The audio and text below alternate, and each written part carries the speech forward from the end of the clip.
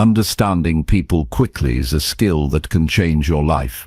Imagine being able to see past what someone says and really know what they feel, what drives them, and why they act the way they do. This ability makes every conversation clearer and every relationship stronger. It helps you avoid misunderstandings, connect deeply, and handle difficult moments with ease. But it's not about guessing or mind reading.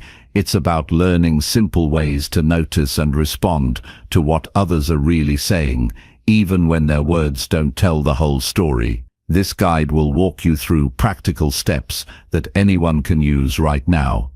You'll discover how paying attention to small details like body language, tone of voice, and silence can reveal what people often keep hidden. You'll learn how asking the right questions and listening fully brings out honest answers that build trust.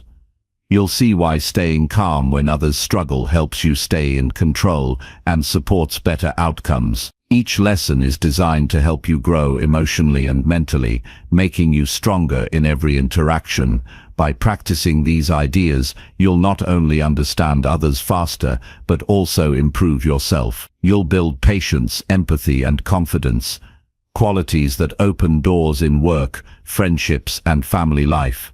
The changes start small, with simple shifts in how you listen and respond. Over time, these habits lead to lasting success and deeper connections. If you want to stop guessing and start truly knowing, this guide is for you. Stick with it, and you'll gain skills that bring clarity to every relationship and peace to your daily life.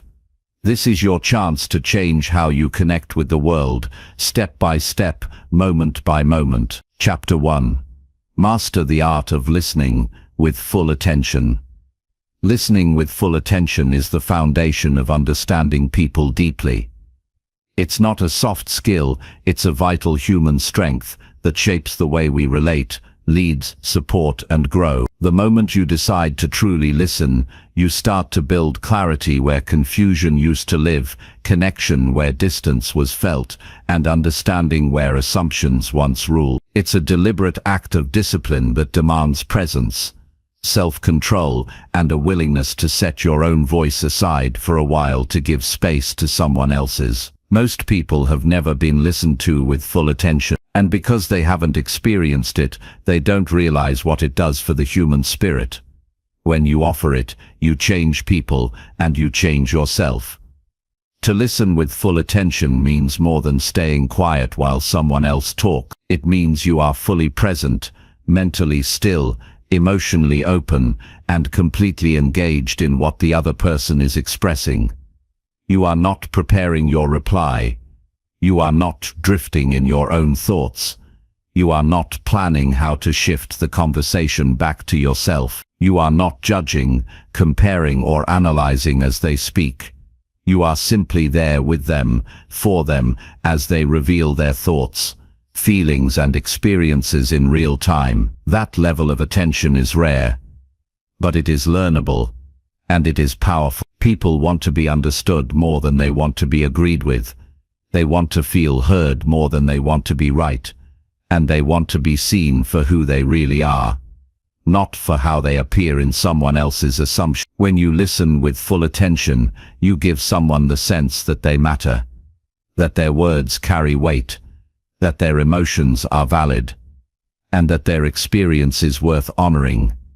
That one experience can transform a person's day, sometimes even their life. Think of the last time you tried to share something important with someone and felt ignored, rushed, or misunderstood.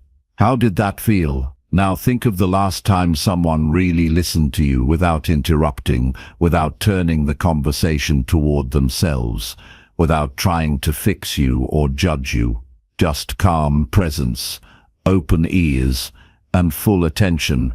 That kind of listening leaves a mark. It heals, it builds trust, and it deepens relationships. That's the kind of listener you want to become if your goal is to understand others instantly and deeply. To get there, you have to practice in small moments. The next time someone speaks to you, even about something trivial, pause your inner commentary, Turn your full body toward them. Put away distractions. Look into their eyes without staring. Let your face show genuine interest. Be aware of your posture. Show through your entire presence that you are here with them and nowhere else. When they speak, don't jump in with your own story. Don't try to outdo their experience. Don't interrupt with advice or solutions. Just listen. And when they finish, don't rush to speak. Let a moment pass. This space shows them they've been truly heard. Listening in this way also teaches you about yourself.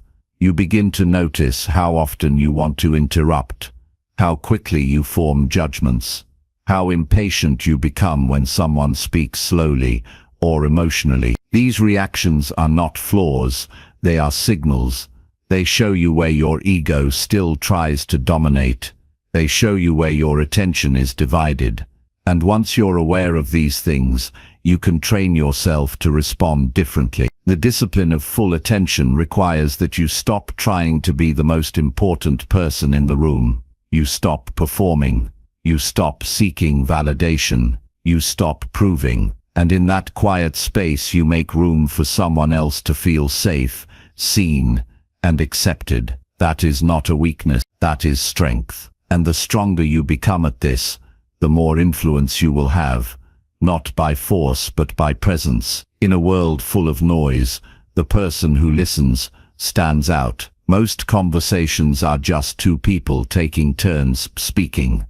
Neither really listening. They are just waiting for their turn. They are formulating responses instead of understanding what's actually being said. When you listen differently, people notice, they feel it, they lean in, they relax, they open up, and that's where the real conversation begins. This skill also allows you to read what's not being said. When your attention is full and quiet, you begin to pick up on subtle details. You notice hesitation in their tone. You see the slight tension in their body. You hear the pause between certain words. You sense the emotions beneath their statements. These details are missed by most people, but they contain the real message. Listening helps you understand the whole person, not just the surface of their words. You don't need to agree with someone to understand. That's where people often get stuck. They think listening means accepting everything, but understanding is not agreement. Understanding is presence. It's clarity. It's recognizing that every person is shaped by something real, even if their opinions, actions, or beliefs don't match your own. When you see this, you stop judging so quickly. You stay curious. You ask better questions, and you connect more deeply. There will be times when you listen to someone who is emotional, angry, or even unfair. Your instinct may be to defend yourself or shut them down. But if you can stay calm and attentive, something powerful happens. They feel your strength. They sense your stability. And often they begin to de-escalate. They start to trust that you're not here to win. You're here to understand. That one shift can prevent arguments, repair relationships, and build respect in situations that would otherwise fall apart. In practice, this means you stop interrupting. You stop needing to be right. You stop trying to fix every problem the moment you hear it. You listen fully first. You clarify before reacting. You paraphrase what you heard to confirm that you understood correctly. You check in with the person. You give them space to expand. You create an atmosphere where the truth can surface without pressure. Listening is a mirror. When someone speaks and sees that you are fully there with them, they begin to reflect more honestly. They go deeper. They stop performing and start revealing. And in that process, trust grows. But if you react quickly, dismiss what they say, or seem distracted, they shut down, they retreat, they protect themselves, and understanding becomes impossible. You also need to listen beyond words. Watch for patterns. People will often repeat the same themes, even in different stories. Pay attention to what lights them up, what shuts them down, where their voice changes, where their body becomes tense. All of these are signals, and when your attention is complete, you'll catch them. You don't need special training to become this kind of listener. You need discipline, you need humility, you need self-awareness, and you need to want to understand people more than you want to control them. That desire is rare, but when it's genuine, people feel it, and they respond. There is wisdom in stillness. When you become the person who can stay centered while others speak their truth, you earn their respect. You don't have to force it. You don't have to demand it. Your presence does the work, and over time you'll notice that people seek you out, not because you always have the right answers, but because you know how to hear them in a way that makes them feel human again. If you want to improve your relationships, start here. If you want to lead with integrity, start here. If you want to understand anyone instantly, start here. Everything changes when you learn to listen with full attention. The quality of your conversations improves, the depth of your connections grows, your ability to read people sharpens, and your sense of self becomes stronger. When you build this skill, you stop wasting time on shallow conversations. You begin to attract people who want depth, honesty, and connection. And you start to create a life where communication is not just about exchanging words, but about building something real. Train yourself to listen without needing to add something. Sit with what's being said. Hold your response. Don't rush to label it. Don't let your mind wander. Keep coming back to the speaker. Show through your body, your eyes, your silence, that you are with them. This may seem simple, but it's rare, and because it's rare, it's powerful. There's nothing more valuable than being truly understood. And the fastest way to help others feel understood is to offer them your full, focused, and honest attention. No device, no distraction, no divided focus, just presence. That presence changes things. It makes people open up. It builds trust. It heals misunderstandings. It gives people a moment of peace in a noisy world. Every day you will be given opportunities to listen better. Don't waste them. Use them as training. With every conversation, sharpen your focus. Become the person who sees and hears what others miss. And in doing so, become the person who understands people in a way that feels instant, deep, and real. Listening with full attention is not a step in communication, it is the heart of it. And once you master this, every other skill becomes easier. Every relationship becomes clearer. And every conversation becomes an opportunity to connect with something real. Choose to be that person because the world needs more of them, and because you become stronger, wiser, and more human with every word you truly hear. Chapter 2. Observe body language to reveal hidden emotions fast.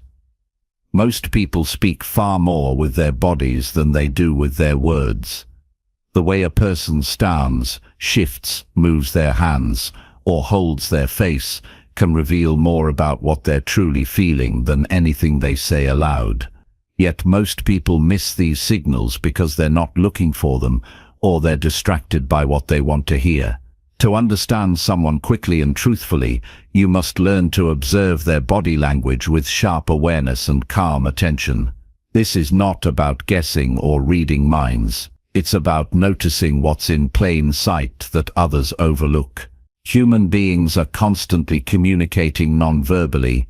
They do it without thinking, and that's why it's often more honest than their spoken words. A person might say they're fine, but their posture might be tight, their jaw clenched, or their arms crossed in discomfort. When you learn to observe these cues with precision, you begin to see through masks. You stop being fooled by surface-level words, and you start recognizing what's really going on beneath the surface. This isn't about being suspicious or overly analytical. It's about becoming more tuned in, more present, so you can respond in ways that are grounded in truth. Start by focusing on posture. A person's posture reveals how they feel in the moment, An open posture with the chest relaxed, shoulders down and arms at the side, usually signals comfort and presence. A closed posture, crossed arms, hunched shoulders or a turned-away torso can indicate discomfort, insecurity or defensiveness. These are not always signs of hostility, sometimes they are signs of fear, stress or fatigue. But they're always signs of something deeper than words. When you start noticing posture consistently, you begin to recognize emotional patterns over time. Pay close attention to the hands. Hands can't lie.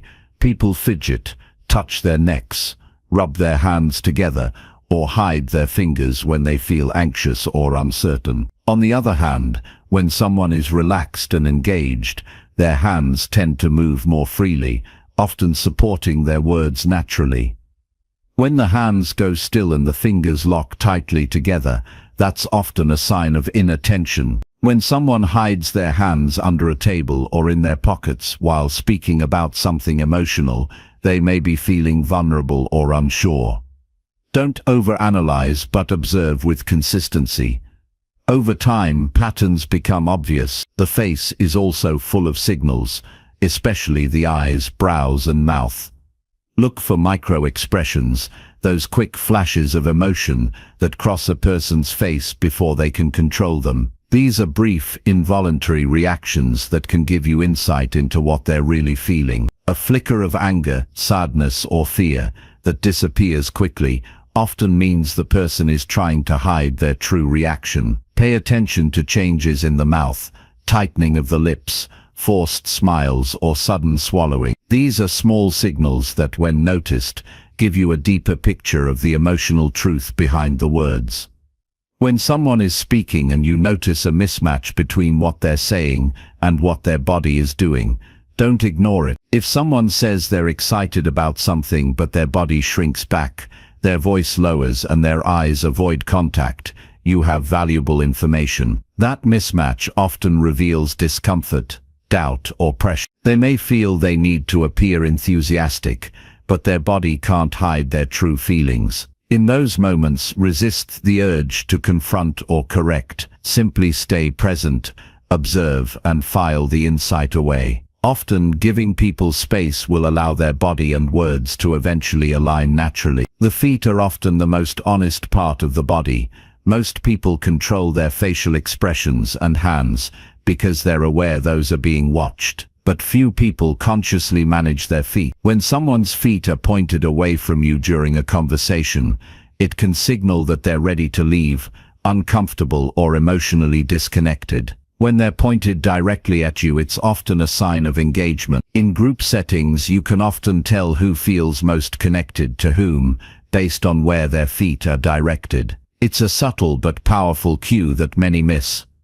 Another powerful indicator is proximity. How close someone stands or sits in relation to you tells you how emotionally comfortable they are. People move closer to those they trust, respect or feel safe with. They pull away or maintain distance when they feel threatened, disrespected, or uneasy. Respect people's space, but observe how it shifts over time. If someone starts out distant but gradually moves closer during a conversation, that's a strong sign of growing trust. If the opposite happens, reflect on whether something in the interaction caused discomfort and adjust your approach with awareness. Changes in breathing also tell you a lot. When someone is relaxed, their breathing is slow and steady. When they're stressed, afraid or angry, their breathing often becomes shallow or fast. You don't need to stare or make people feel self-conscious.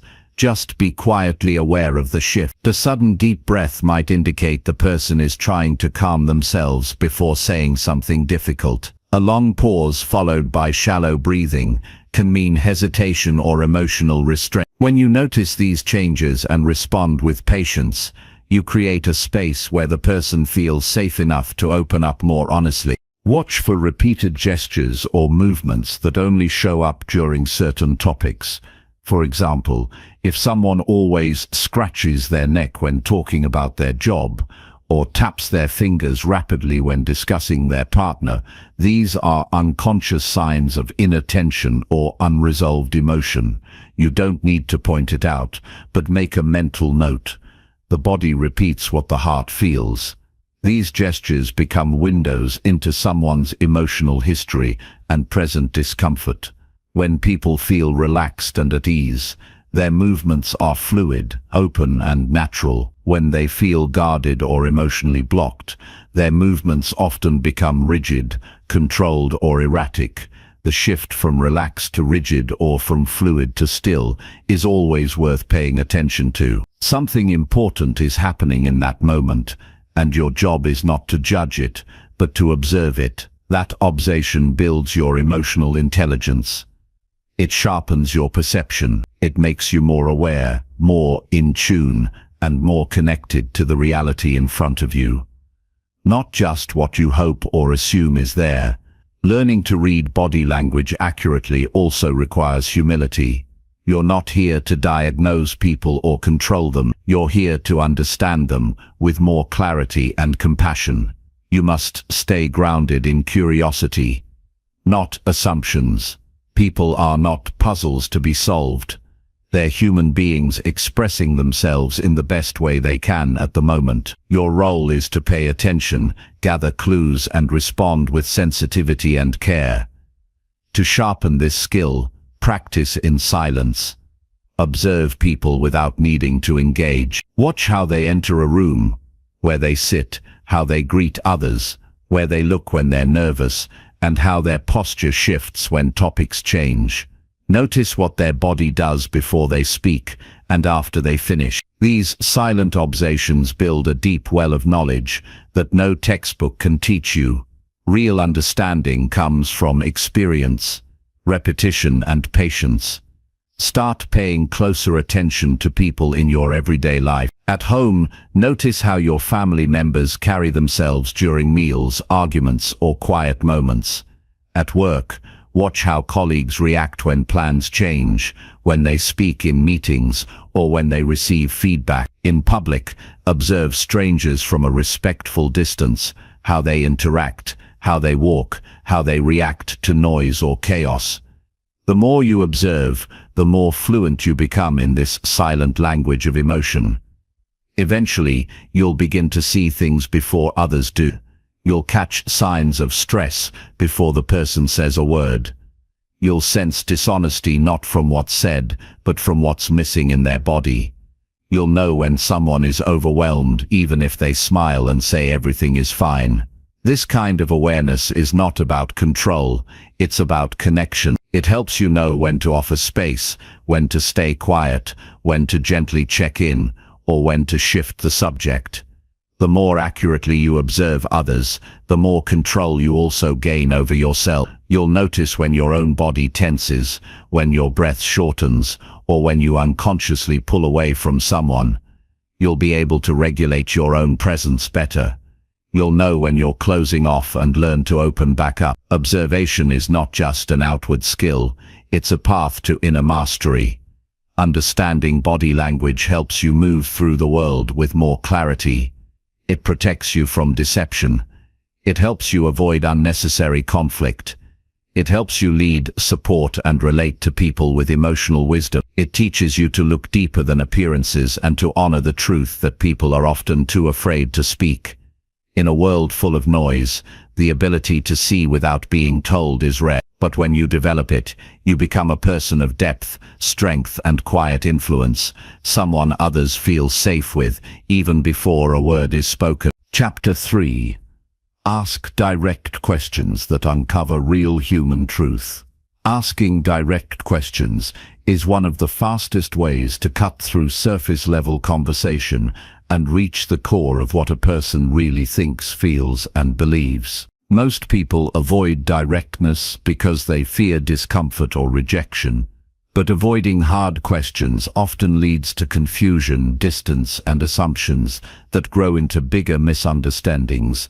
When you ask clearly and honestly, you bring light to places where others only guess. You give people a chance to speak their truth, even if they've never spoken it before, And in that moment, you begin to understand who they really are, not who they pretend to be or who you hope they are, but who they are underneath everything. To ask direct questions that uncover real truth, you have to start with courage.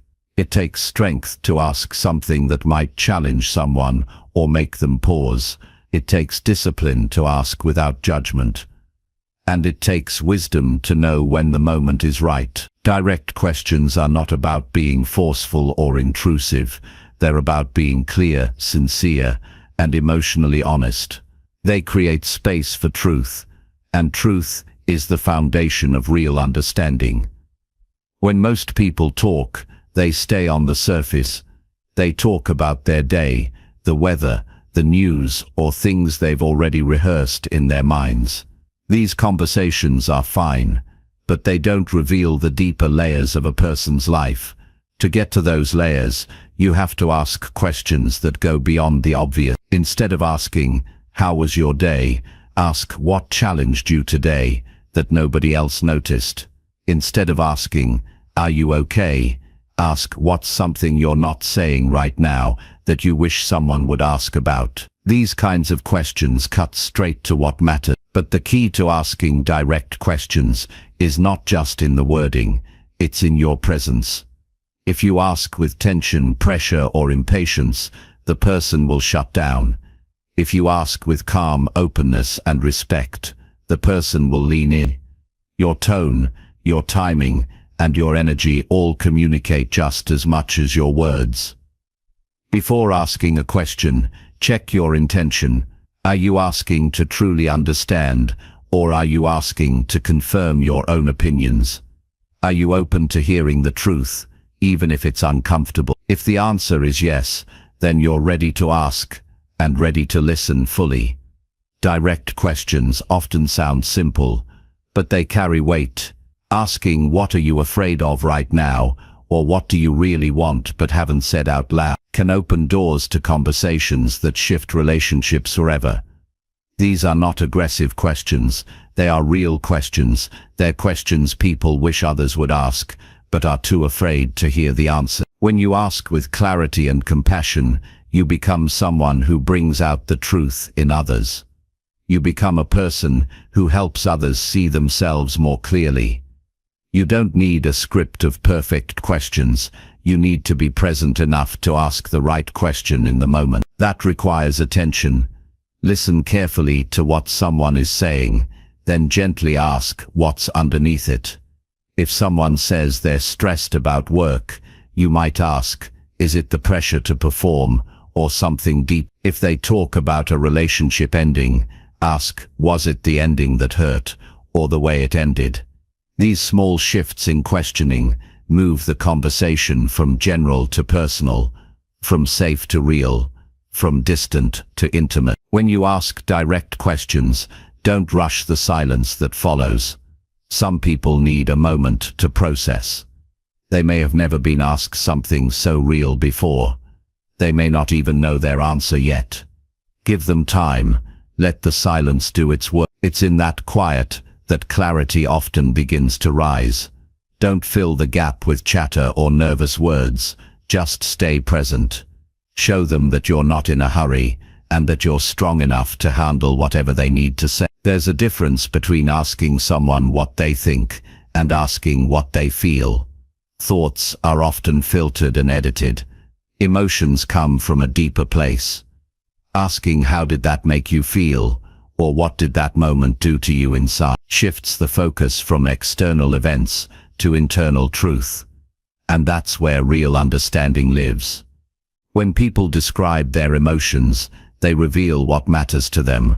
They show you their values, their wounds, their hopes, and their fear. Direct questions also help you stop guessing. Many relationships fall apart because people assume too much. They think they know what the other person wants, feels, or needs, but assumptions are fragile. They often come from our own fears, not from reality. If you're unsure about something, ask. If something feels off, ask. If you don't understand someone's decision, ask. But always ask from a place of wanting to understand, not from a place of accusation or control. Asking direct questions also helps you uncover your own truth. When you practice asking others real questions, you begin to ask them of yourself. You start to wonder, what am I not admitting? Or what am I pretending not to feel?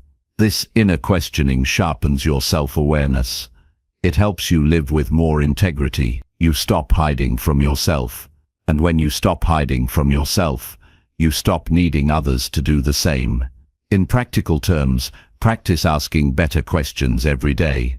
When a friend is venting, instead of just nodding, ask, what's the part of this that hurts the most? When someone seems distant, instead of pulling away, ask, have I done something that made you withdraw? When someone shares a goal, ask, what fear do you feel when you think about chasing it? These questions don't demand anything. They simply invite truth. And when truth is invited with kindness, it often shows up. You must also be prepared to hear things you didn't expect. Truth is not always comfortable, but it is always useful. When someone tells you something real, honor it. Don't argue. Don't fix. Just thank them for being honest. That response builds trust. It shows them that you can handle their truth, even if it challenges you. And when people know they can be real with you, they bring you more of their truth over time. That's how relationships deepen. Direct questions are also tools for resolving conflict. Instead of accusing someone of ignoring you, ask, is there something between us that hasn't been said? Instead of reacting to distance, ask, is there something you're holding back that you're not ready to talk about? These questions open the door for real repair. They show maturity, they show strength, and they create space for resolution rather than escalation. There is a quiet power in asking questions that matter. It shows that you're not afraid of reality. It shows that you value truth more than comfort. It shows that you care enough to go deeper, even when staying on the surface would be easier. This doesn't mean pushing people or invading their privacy. It means offering them a chance to be fully known, fully heard, and fully accepted. And that offering is a rare and beautiful gift. Every day you have the chance to ask better questions. Every conversation is an opportunity to move closer to truth or further into assumption. Choose the path that brings clarity. Choose the path that brings honesty. Choose the path that builds real human connection. The more direct you become with compassion, the more you'll understand people not just by what they say, but by what they're finally free to say.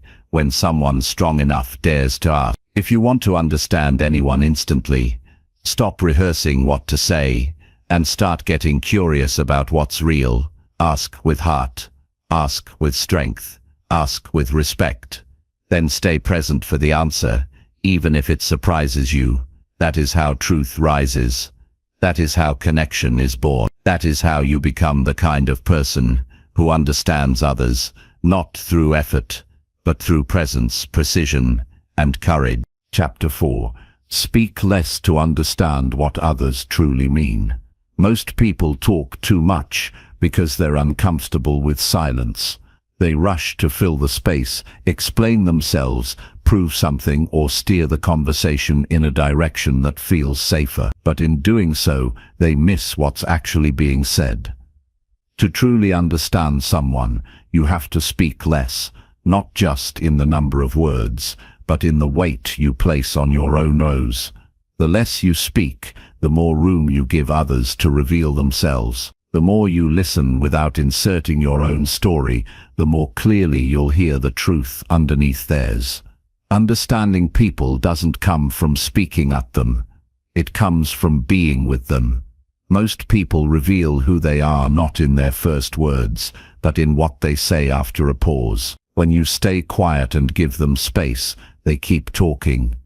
And often, that second wave of words contains what's real. But if you interrupt, give advice, or shift the focus too soon, that truth never surfaces. When you speak less, you stop interrupting the flow of someone else's thoughts. You stop directing the conversation toward your own needs. You begin to follow their meaning, not your assumptions. Holding back your words doesn't mean being passive, it means being disciplined. It means resisting the urge to fix, explain, or teach before you've truly understood. It means valuing the other person's perspective more than the comfort of your own opinion. This is rare. Most people listen just enough to reply.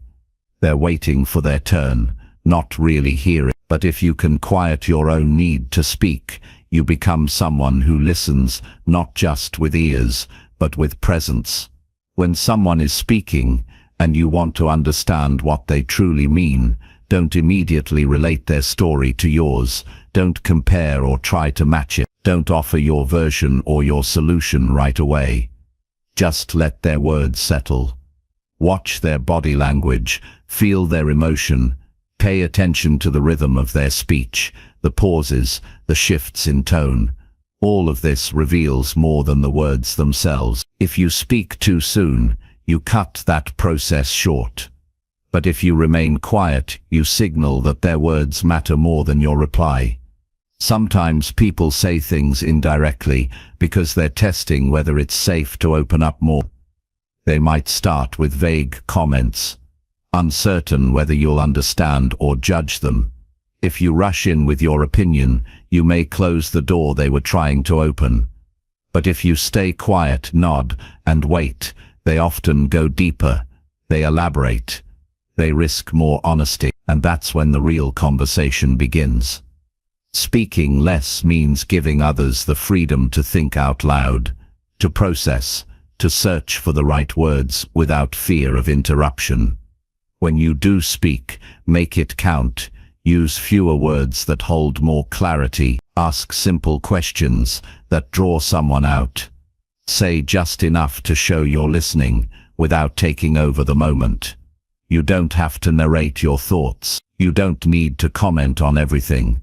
Sometimes a single sentence is enough. Sometimes silence is stronger than speech. And in that silence, people find their own clarity, which leads to deeper honesty.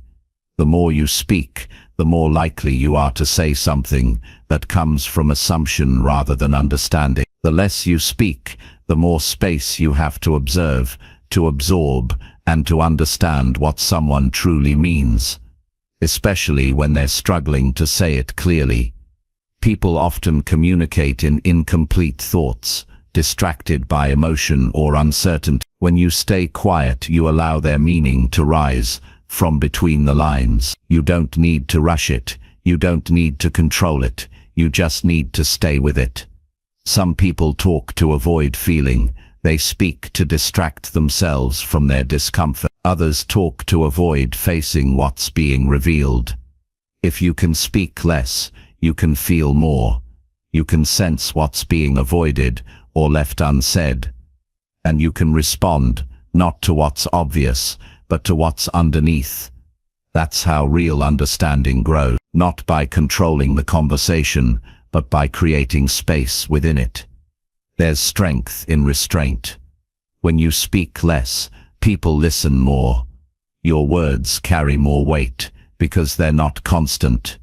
Your presence becomes more grounded. You become someone others respect because you don't waste energy on unnecessary speech. You save your voice for what matters. And when you do speak, people pay attention, not out of fear or pressure, but because your silence has taught them to value your presence. The habit of over-talking often comes from insecurity. People fear being misunderstood, so they over-explain. They fear silence, so they fill it. But that fear can be unlearned. With practice, you can teach yourself to be comfortable with stillness. You can learn to wait a few extra seconds before responding. You can practice listening without planning your reply, and you can discover that most of what needs to be said by you will be clear only after you've fully heard the other person. When you speak less, you make fewer assumptions. You stop predicting what someone means before they've finished their thought. You stop jumping to conclusions based on your own biases. You give people room to show you who they are instead of projecting your interpretation onto them. And when you stop filling in the blanks, people often fill them in themselves, truthfully, if they feel safe. In moments of tension, speaking less can be your greatest strength. When emotions rise, words often lose accuracy. People say things they don't mean, or they say too much. But if you remain calm and quiet, you prevent escalation. Your stillness becomes an anchor. You can listen not only to the words, but to the emotion behind them. And you can respond with clarity instead of reaction. In this way, silence protects both you and the person in front of you. This doesn't mean you never speak. It means you speak with intention. You speak when your words will add understanding, not confusion. You speak when it serves the other person, not just your own impulse. You speak when the silence has given you clarity. And when you do, your words have power, not because they're loud, but because they come from stillness, presence, and true awareness. You don't need to know everything to understand someone. You just need to create the space where they can be known. That space is built by speaking less and listening more, by holding back your urge to control the conversation, by giving others the dignity of finishing their thoughts, and by waiting long enough to hear what they might have been afraid to say. Every time you speak less, you learn more. You learn what matters to the person in front of you. You learn what triggers them, what softens them, what they repeat, and what they avoid. You learn how they think, how they feel, and how they reveal themselves. All of this is hidden behind the noise of ordinary conversation. But when you speak less, the noise fades, and the truth comes through. Learning to speak less is not about being quiet for its own sake. It's about being intentional. It's about resisting the pressure to always have an answer. It's about choosing presence over performance, and it's about honoring the person in front of you enough to hear them fully before offering your own voice. In every interaction, you have a choice. You can speak quickly and remain on the surface, or you can slow down, say less, and go deeper. Depth doesn't come from volume. It comes from space. Space in your words. Space in your mind. Space in your ego. When you reduce the noise you create, you increase the understanding you gain. Make it your practice to speak with precision, not just opinion. To pause before responding, to observe before reacting, and to allow silence to speak when your words are not necessary. Over time, you'll see that understanding people becomes easier, not because you said more, but because you listened better. And in that shift, your presence becomes more powerful than any words you could have spoken. Chapter 5. Build emotional awareness to connect with anyone deeply. Emotional awareness is the foundation of every deep and lasting connection. It's the ability to recognize what you feel, understand why you feel it, and respond in a way that brings you closer to the truth, rather than pushing others away. Without emotional awareness, communication stays shallow, and relationships become filled with confusion, frustration, and distance. But when you develop this inner clarity, you begin to experience others in a completely different way. You stop reacting from habit and start responding from understanding. You stop needing others to read your mind, and you start expressing yourself in ways that bring real closeness. To connect with anyone on a deeper level, you first have to be honest about what's going on inside you. That means slowing down and observing your emotions without denying them or rushing past them. Most people don't do this. They either suppress what they feel or exaggerate it, depending on what's most comfortable in the moment. But real strength lies in the ability to face your emotions without fear. When you know what you're feeling, you don't dump it on others or bottle it up. You express it clearly and calmly. You stop using blame, sarcasm, or silence as your only tools. You begin to speak with honesty, and that honesty invites connection. People are naturally drawn to those who are emotionally grounded. They trust them more because there's no confusion about where they stand. Emotional awareness allows you to be steady, even when others are overwhelmed. It helps you stay present in hard conversations. It helps you read the room without overthinking. And it helps you validate other people's experiences without needing to control them. You stop trying to fix others, and instead you become someone who simply understands them. That presence alone can be healing. Being emotionally aware doesn't mean you have to talk about your feelings constantly. It means you notice them as they arise. You name them silently. You let them exist without reacting immediately. For example, if you feel irritated during a conversation, instead of lashing out or withdrawing, you pause and acknowledge it. I feel frustrated. Why? What's underneath it? Is it about this person or something else? That brief reflection stops you from creating unnecessary conflict. It gives you space to choose a better response. Most misunderstandings happen because people aren't honest with themselves about what they're feeling. They think they're angry, but really they're hurt. They think they're fine, but really they're shut down. They say they're over it, but they're still carrying resentment.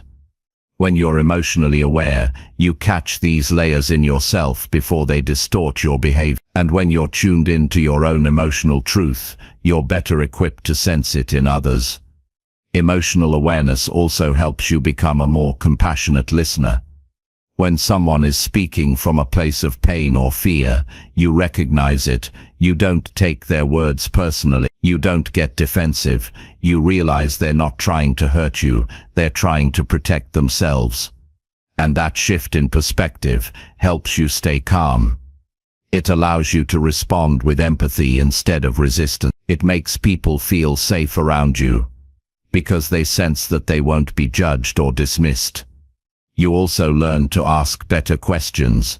Instead of reacting to someone's surface emotion, you look for what's behind it.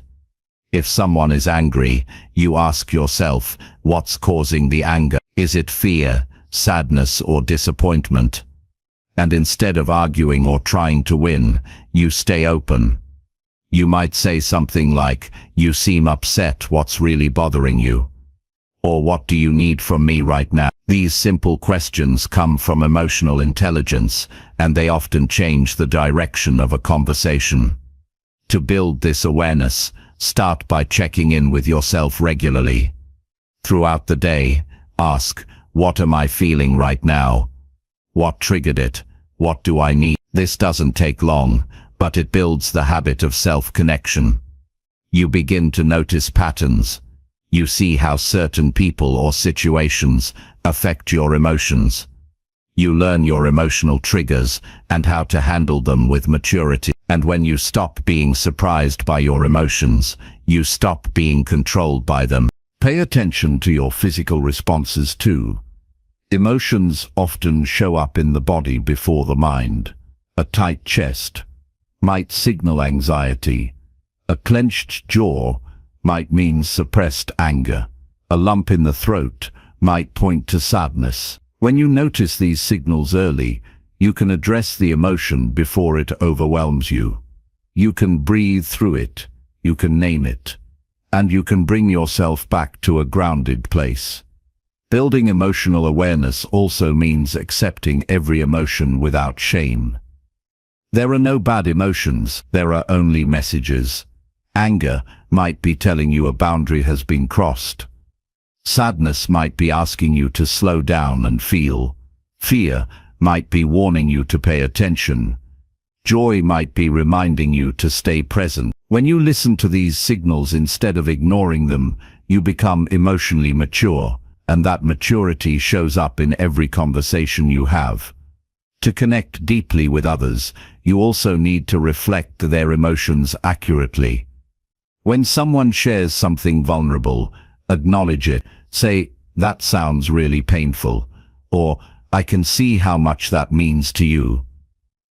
This simple validation builds trust.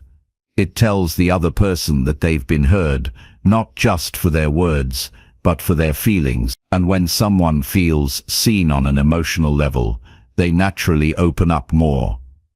That's how deep bonds are formed. Sometimes people don't know what they're feeling. They might lash out or shut down without understanding why. If you stay emotionally aware, you can gently guide them. You can say, "You seem a little distant. Are you okay?" Or, "You don't sound like yourself. What's going on?" These observations aren't confrontational, they're caring. They show that you're paying attention beyond the surface. Emotional awareness also protects your peace. When you know what you feel and why, you don't take on other people's energy. You can sit with someone's sadness without becoming sad yourself.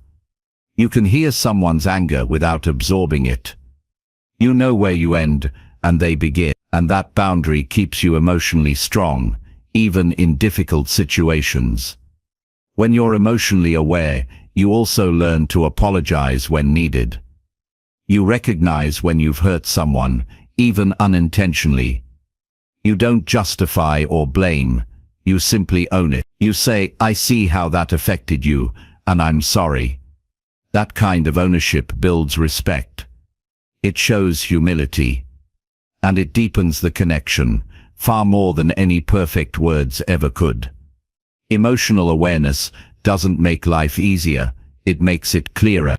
It helps you navigate conflict, express your needs, support others, and stay true to yourself. It allows you to be both strong and sensitive, and it turns everyday conversations into moments of real connection. In every interaction there is an emotional undercurrent. Most people ignore it. They focus on words, tone, or outcomes. But those who pay attention to emotion move through life with a different level of understanding. They don't guess what people need, they sense it. They don't fight for control, they create space for honesty. They don't seek approval, they build trust, and in doing so they create relationships that are grounded, honest, and deeply human. Building emotional awareness is a daily practice. It's not about perfection. It's about presence. Each time you pause before reacting, each time you notice what you feel, each time you respond with clarity, you grow. You become more centered, more real, and more capable of connecting with others in ways that leave a lasting impact. This is how you understand people, not through tricks or analysis, but through the quiet strength of emotional truth. Chapter 6. Read facial expressions to sense thoughts instantly. The human face reveals more than words ever can. Before someone speaks, their face is already communicating. Micro-expressions flash across the skin. Subtle movements shift in the eyes, the lips, the eyebrows, the corners of the mouth. All of these tell a story that words often hide. Learning to read facial expressions with attention and care gives you a powerful ability to sense thoughts before they are spoken. It's not about mind reading or guesswork. It's about paying attention to details that most people overlook. These small cues carry truth because they're harder to control. While someone may filter their words, their face reacts in real time, and those reactions can be noticed by anyone disciplined enough to observe without distraction. When a person feels joy, even if they don't speak it, their face softens. The cheeks rise, the eyes squint slightly, and their whole expression becomes more open. When someone is frustrated, tension often appears in the forehead or around the mouth, even if their words sound calm. When someone is confused, the eyebrows may lower or pull together, creating a furrow between the eyes. These expressions happen quickly and often unconsciously. To notice them, you must first quiet your own internal noise. You can't be busy rehearsing your next sentence or consumed by your own thoughts. You have to be fully focused on the person in front of you, not only listening to what they say but watching how they say it with their face. Every expression is a signal. Some last only a fraction of a second, but in that moment, they reveal something real. You may be speaking with someone who says they're fine, but in that half-second pause, their lips tighten and their eyes glance away. That's not an accident. That's a moment of truth breaking through. If you catch it and respond with calm presence, perhaps saying, "You don't have to pretend if something's bothering you," you open a door to deeper conversation. But if you miss it, the person may retreat further into silence or say what they think you want to hear. Noticing facial expressions requires humility. It's not about judging others or labeling every movement. It's about being curious and present. You notice patterns over time. For example, some people raise one eyebrow when they're skeptical. Others press their lips together when they're holding back a strong reaction. You begin to see what these signals mean for each person. The key is to observe without assuming. A single facial expression doesn't always carry the same meaning for every individual. What matters is consistency. If you observe how someone reacts across different situations, you begin to understand how their face reflects their inner thoughts. Discomfort is often shown through small changes in expression. A person might force a smile that doesn't reach their eye. They may blink rapidly or look away when a sensitive topic arises. These are not random habits. They are signals that something deeper is happening. If you ignore them, the conversation remains shallow. But if you notice and honor these cues, you create space for honesty. You can ask a gentle question or give the person permission to say what's truly on their mind. When someone is lying, their face may momentarily show a flash of fear or guilt before they regain composure. They might smile too quickly or fail to match their words with the emotion their eyes are showing. Again, the goal is not to accuse or confront, but to sense that something is not aligned. The more you learn to notice these small expressions, the more you understand what people are trying not to say, and that is often where the truth lives. Reading facial expressions also deepens empathy. You become more attuned to how others experience the moment. When someone shares good news and their face lights up, you feel their joy more deeply because you see it, not just hear it. When someone expresses sadness and their whole face seems to drop, you feel the weight of their emotion in a more immediate way. This makes you a better friend, a stronger partner, and a more trustworthy presence in any setting. People are drawn to those who see them clearly and respond with understanding, not just logic. When you're in a conversation and want to know what the other person is really thinking, slow down and focus your attention fully on their face. Watch what changes when certain words are said. Notice when their expression shifts mid-sentence. Pay attention to whether their face matches the story they're telling. If it doesn't, gently invite them to say more. Often people will say, "I'm okay," but their eyes are moist or their jaw is clenched. These are moments when your awareness can become a bridge to deeper connection. You don't need special training to read faces. You need presence, patience, and sincerity. The human brain is naturally wired to detect facial emotion, but most people ignore this skill because they're too distracted. They check their phone during conversations, look around the room, or think about their next reply instead of being with the person in front of them. The more still and focused you become, the more naturally this awareness grows. You start noticing more how long someone makes eye contact, whether their smile fades quickly, if their expressions match their voice. These details begin to speak to you. When someone talks about a past experience, watch their expression as they recall it. Does their face relax or tighten? Do they look away or do they look straight at you? These subtle cues give you insight into how that moment still lives inside them. Even if they downplay the event, their face may say otherwise, and when you honor that deeper emotion, you give them a chance to be real. This level of attention also helps you avoid misunderstandings. Instead of assuming someone is being cold or rude, you might notice that their expression is actually one of discomfort or fear. Instead of reacting to what seems like arrogance, you might see a flicker of insecurity. This changes how you respond. You stop fighting surface-level behavior and start addressing the real emotion underneath. And that shift transforms communication. The face is a mirror of the mind, and when you learn to read that mirror, you become someone who understands others faster and more clearly than most ever will. You won't always be right, but you'll be closer to the truth than if you only listen to words. Words can be chosen. Expressions often are not, and in those unfiltered moments, people show you who they really are. You also learn when to stay silent. Sometimes the face says enough. When someone's expression turns heavy, you don't need to fill the silence. You just need to stay there. Your presence becomes the comfort. Your stillness becomes the support. This makes you powerful, not through control but through quiet observation and calm response. The discipline to read faces begins with observation and is refined through repetition. Over time you will notice more without trying. You'll start sensing emotional shifts before they're spoken. You'll understand when someone is holding something back. You'll be able to support people in the moments they need it most, even when they don't ask.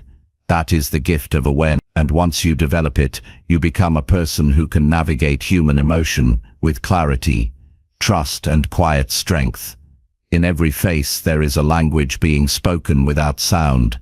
Most people pass by it every day, but those who learn to see it begin to understand the world in a new way. They connect faster, love deeper, and lead with more clarity, because they've learned to sense not just the words but the truth behind them.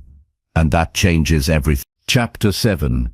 Study tone of voice to catch emotional shifts. You can learn more about a person's emotional state by listening to how they speak than by focusing only on what they say. The tone of voice reveals inner shifts that words often conceal. People may use the same phrases they always do, but their tone changes when their feelings change. Anger, sadness, fear, joy, anxiety, and even indifference all leave fingerprints on the voice. When you train yourself to detect these emotional signals, you begin to hear the truth that lives behind the surface. The words may be rehearsed or polite, but the voice never lies. It carries emotional weight. It wavers with uncertainty, sharpens with tension, rises with excitement, and softens with vulnerability.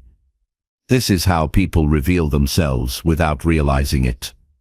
Tone includes many elements: volume, pitch, rhythm, pace, emphasis, inflection. A person who is nervous might speak faster, in a higher pitch, with less breath support. Someone who feels confident tends to speak with steadiness and control. When someone is angry, their tone may become tight or cutting, even if they speak quietly. Sadness often brings a slower, flatter tone, sometimes with a drop at the end of each sentence. By tuning in to these small shifts, you begin to sense emotions even when the speaker isn't naming them. You move past the literal meaning and into the emotional truth that shapes it. This skill doesn't require special training. It requires attention. You have to start listening with your whole presence, not just your ears. You listen not to reply but to understand. You pay attention to how the voice feels, not just what it says. This means slowing down your inner pace. It means observing without rushing. It means being still enough inside to notice what others miss. Most people are so busy preparing their next response that they completely miss the emotional temperature of the room. But if you become quiet and focused, you'll begin to notice shifts in the voice the way you notice changes in the weather. Subtle, but real. You might be in a conversation where someone says they're fine, but their voice tightens slightly on the word fine.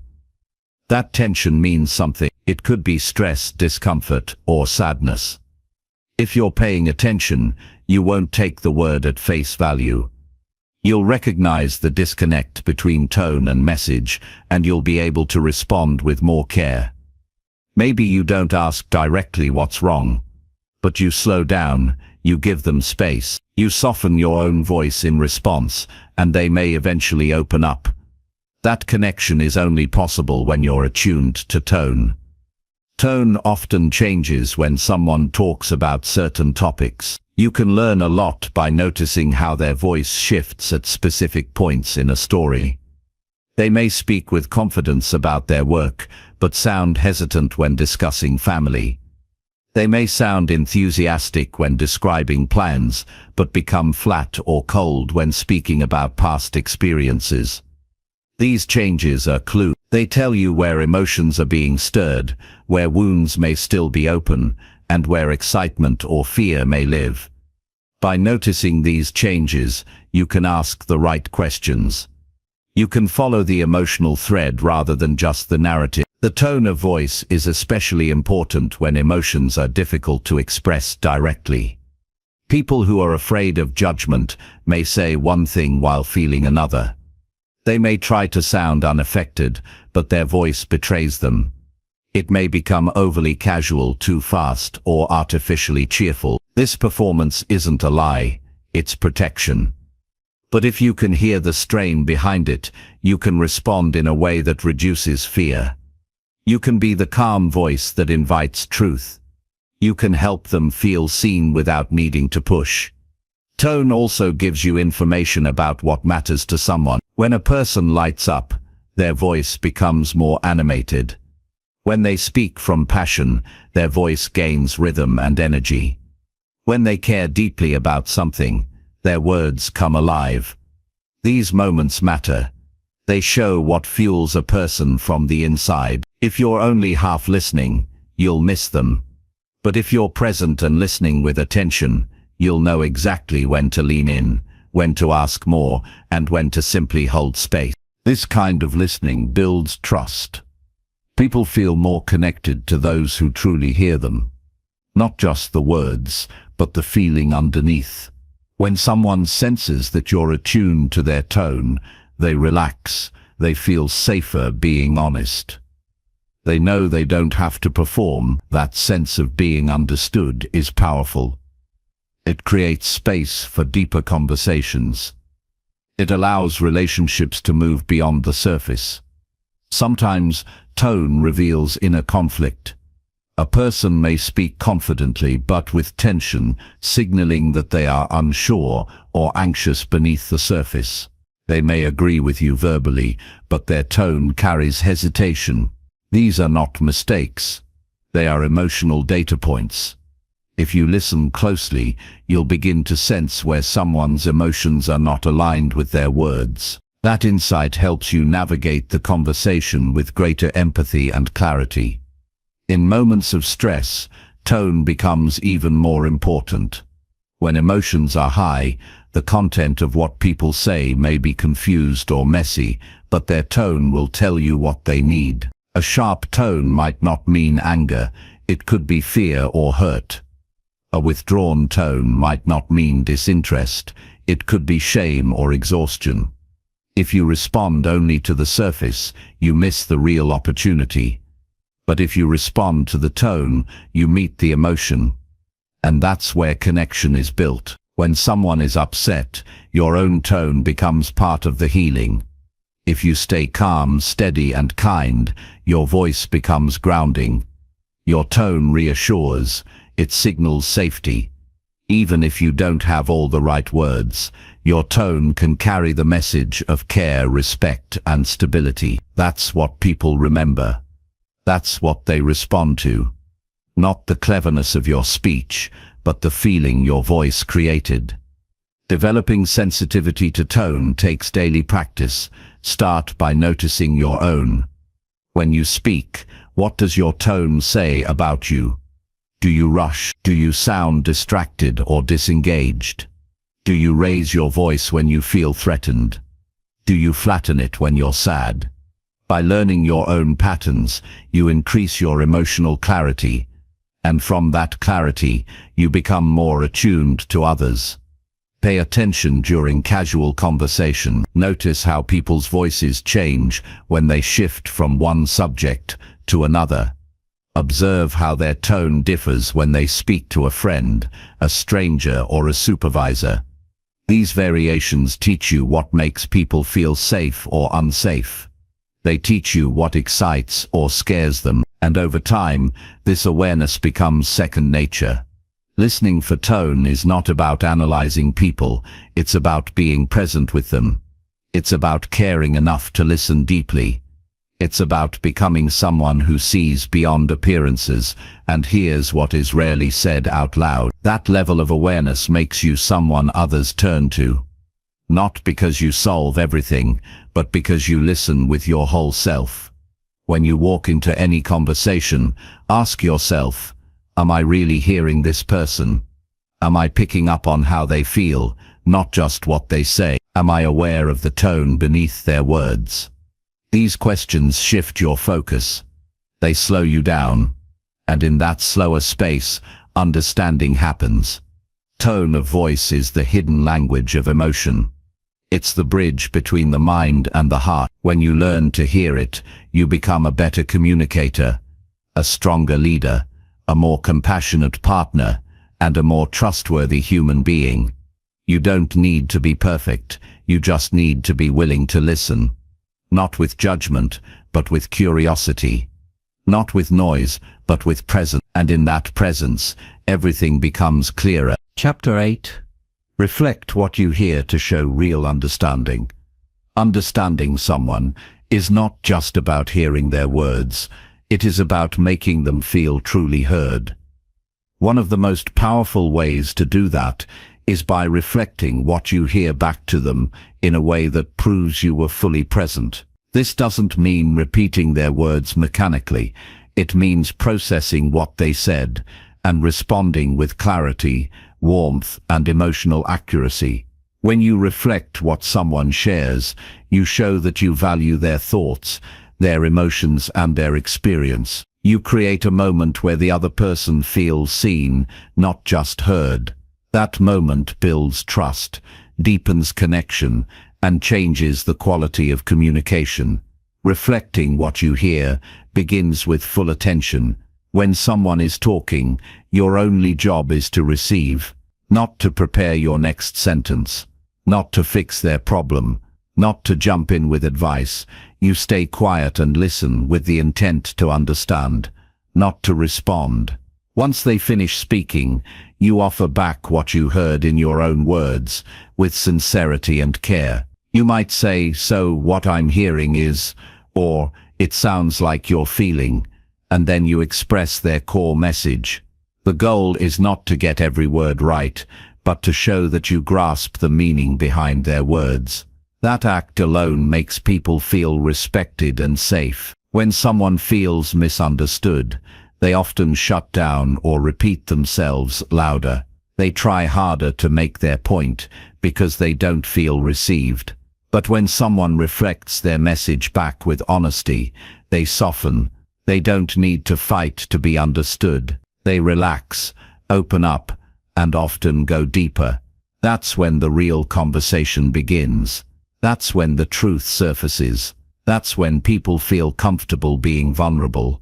This skill is essential in every relationship, personal or professional. In moments of tension, instead of reacting defensively, you reflect what you hear. For example, if someone says they're frustrated with you, you can say, "It sounds like you feel let down because I didn't follow through."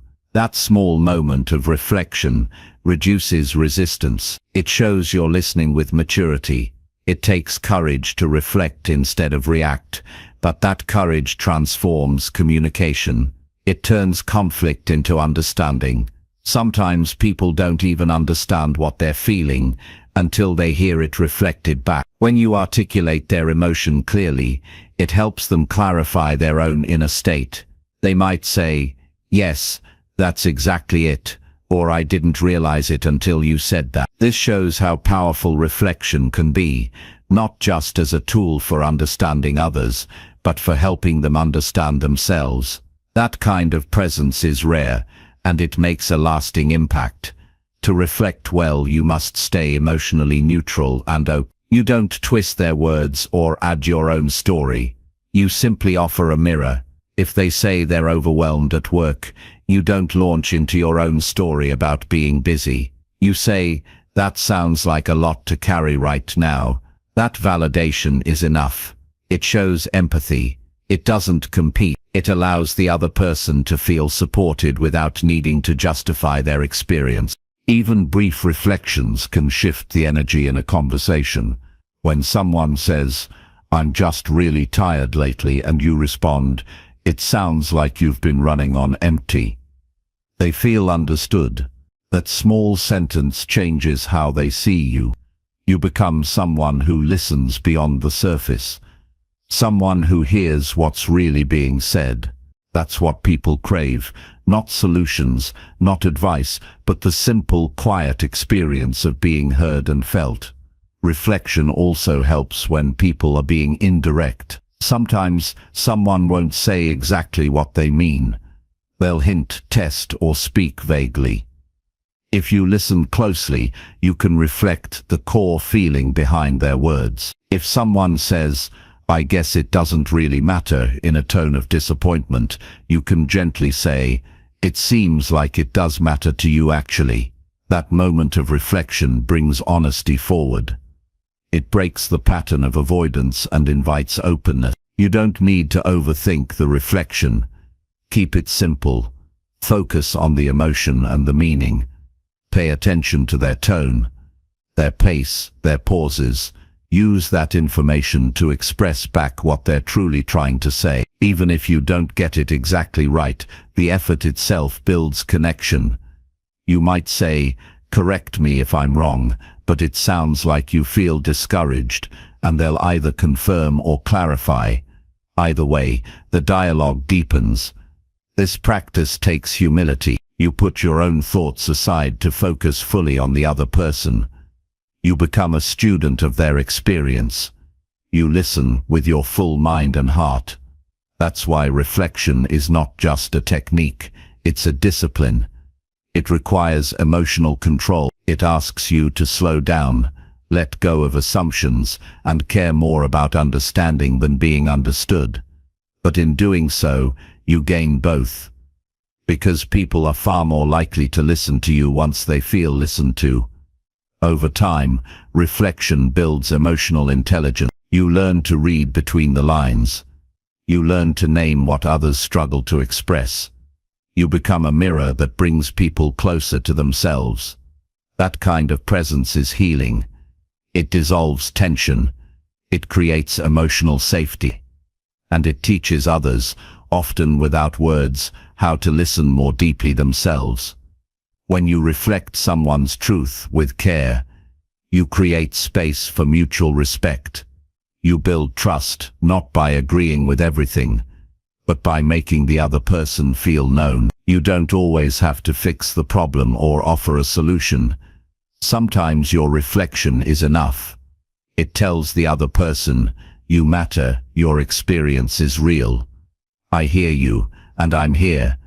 That's what people carry with them. That's what stays long after the words are gone. Practice this in your everyday conversations. When someone shares something with emotion, stop and reflect it back. Keep your tone calm and open. Don't rush. Don't analyze. Just listen, receive, and reflect. Watch how the other person reacts. You'll notice a shift. You'll see people light up, relax, or pause in surprise that someone is actually listening. That response is the reward. It tells you that your presence is making a difference. Reflection also teaches you patience. You stop interrupting. You stop assuming. You allow conversations to unfold naturally. You become more curious, less reactive.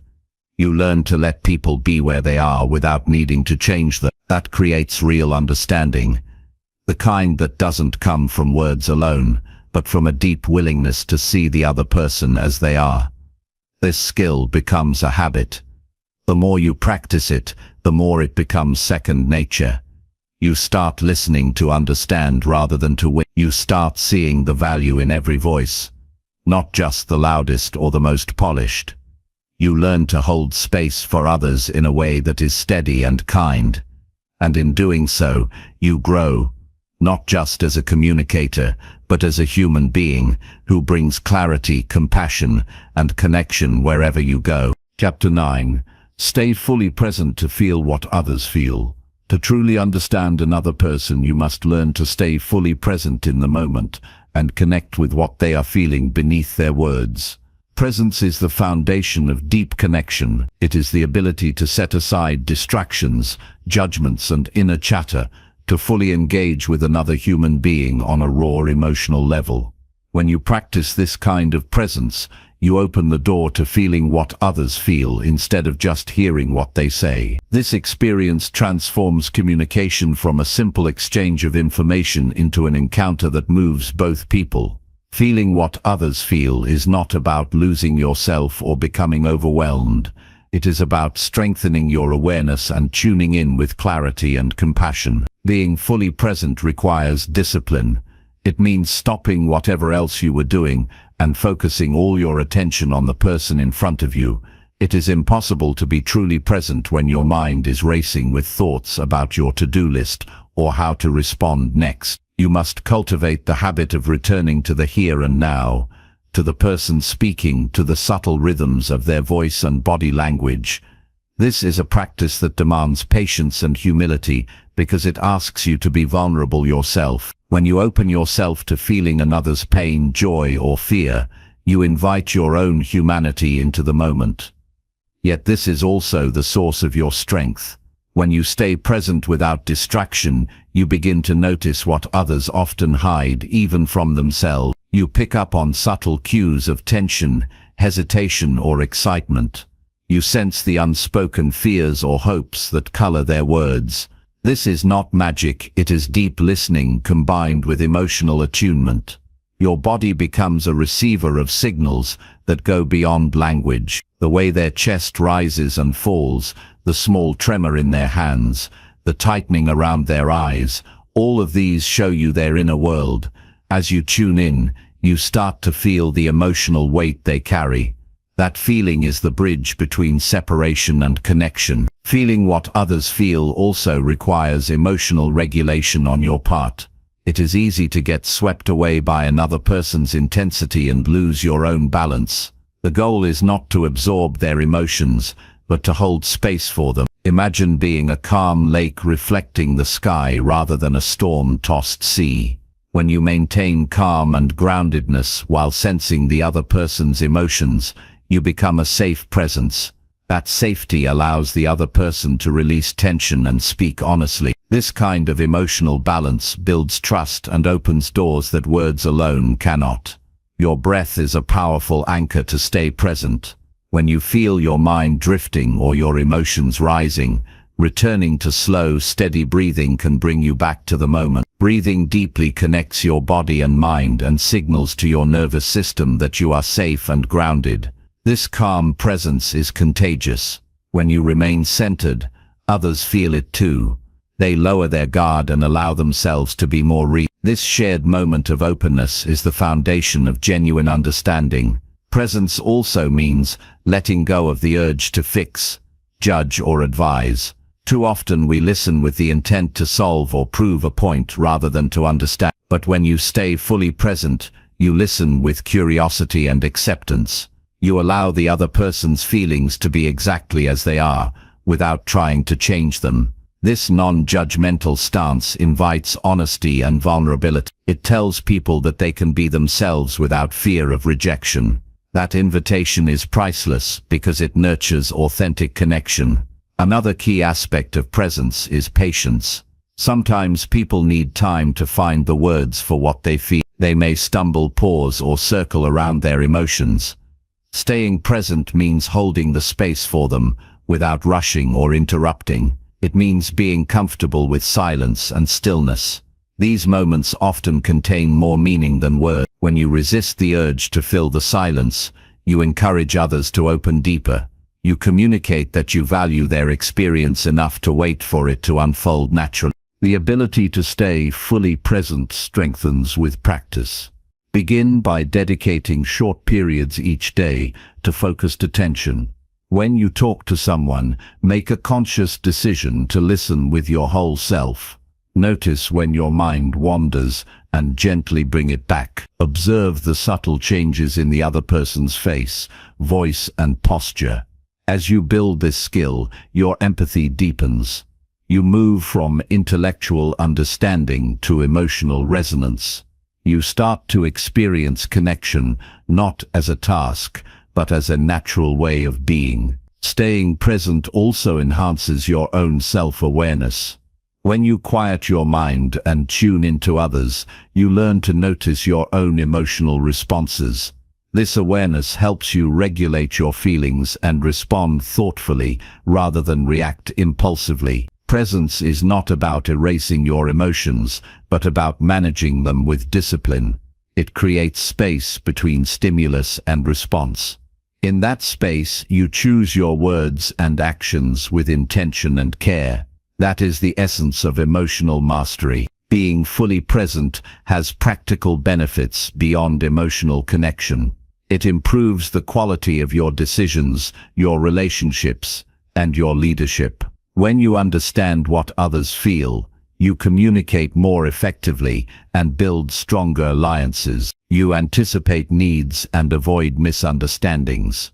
You become someone people trust because you consistently respond with awareness and respect. These qualities open doors in every area of life. Sometimes staying present means facing discomfort. You may encounter strong emotions like anger or grief. It can be tempting to look away or change the subject. But true presence calls you to remain steady.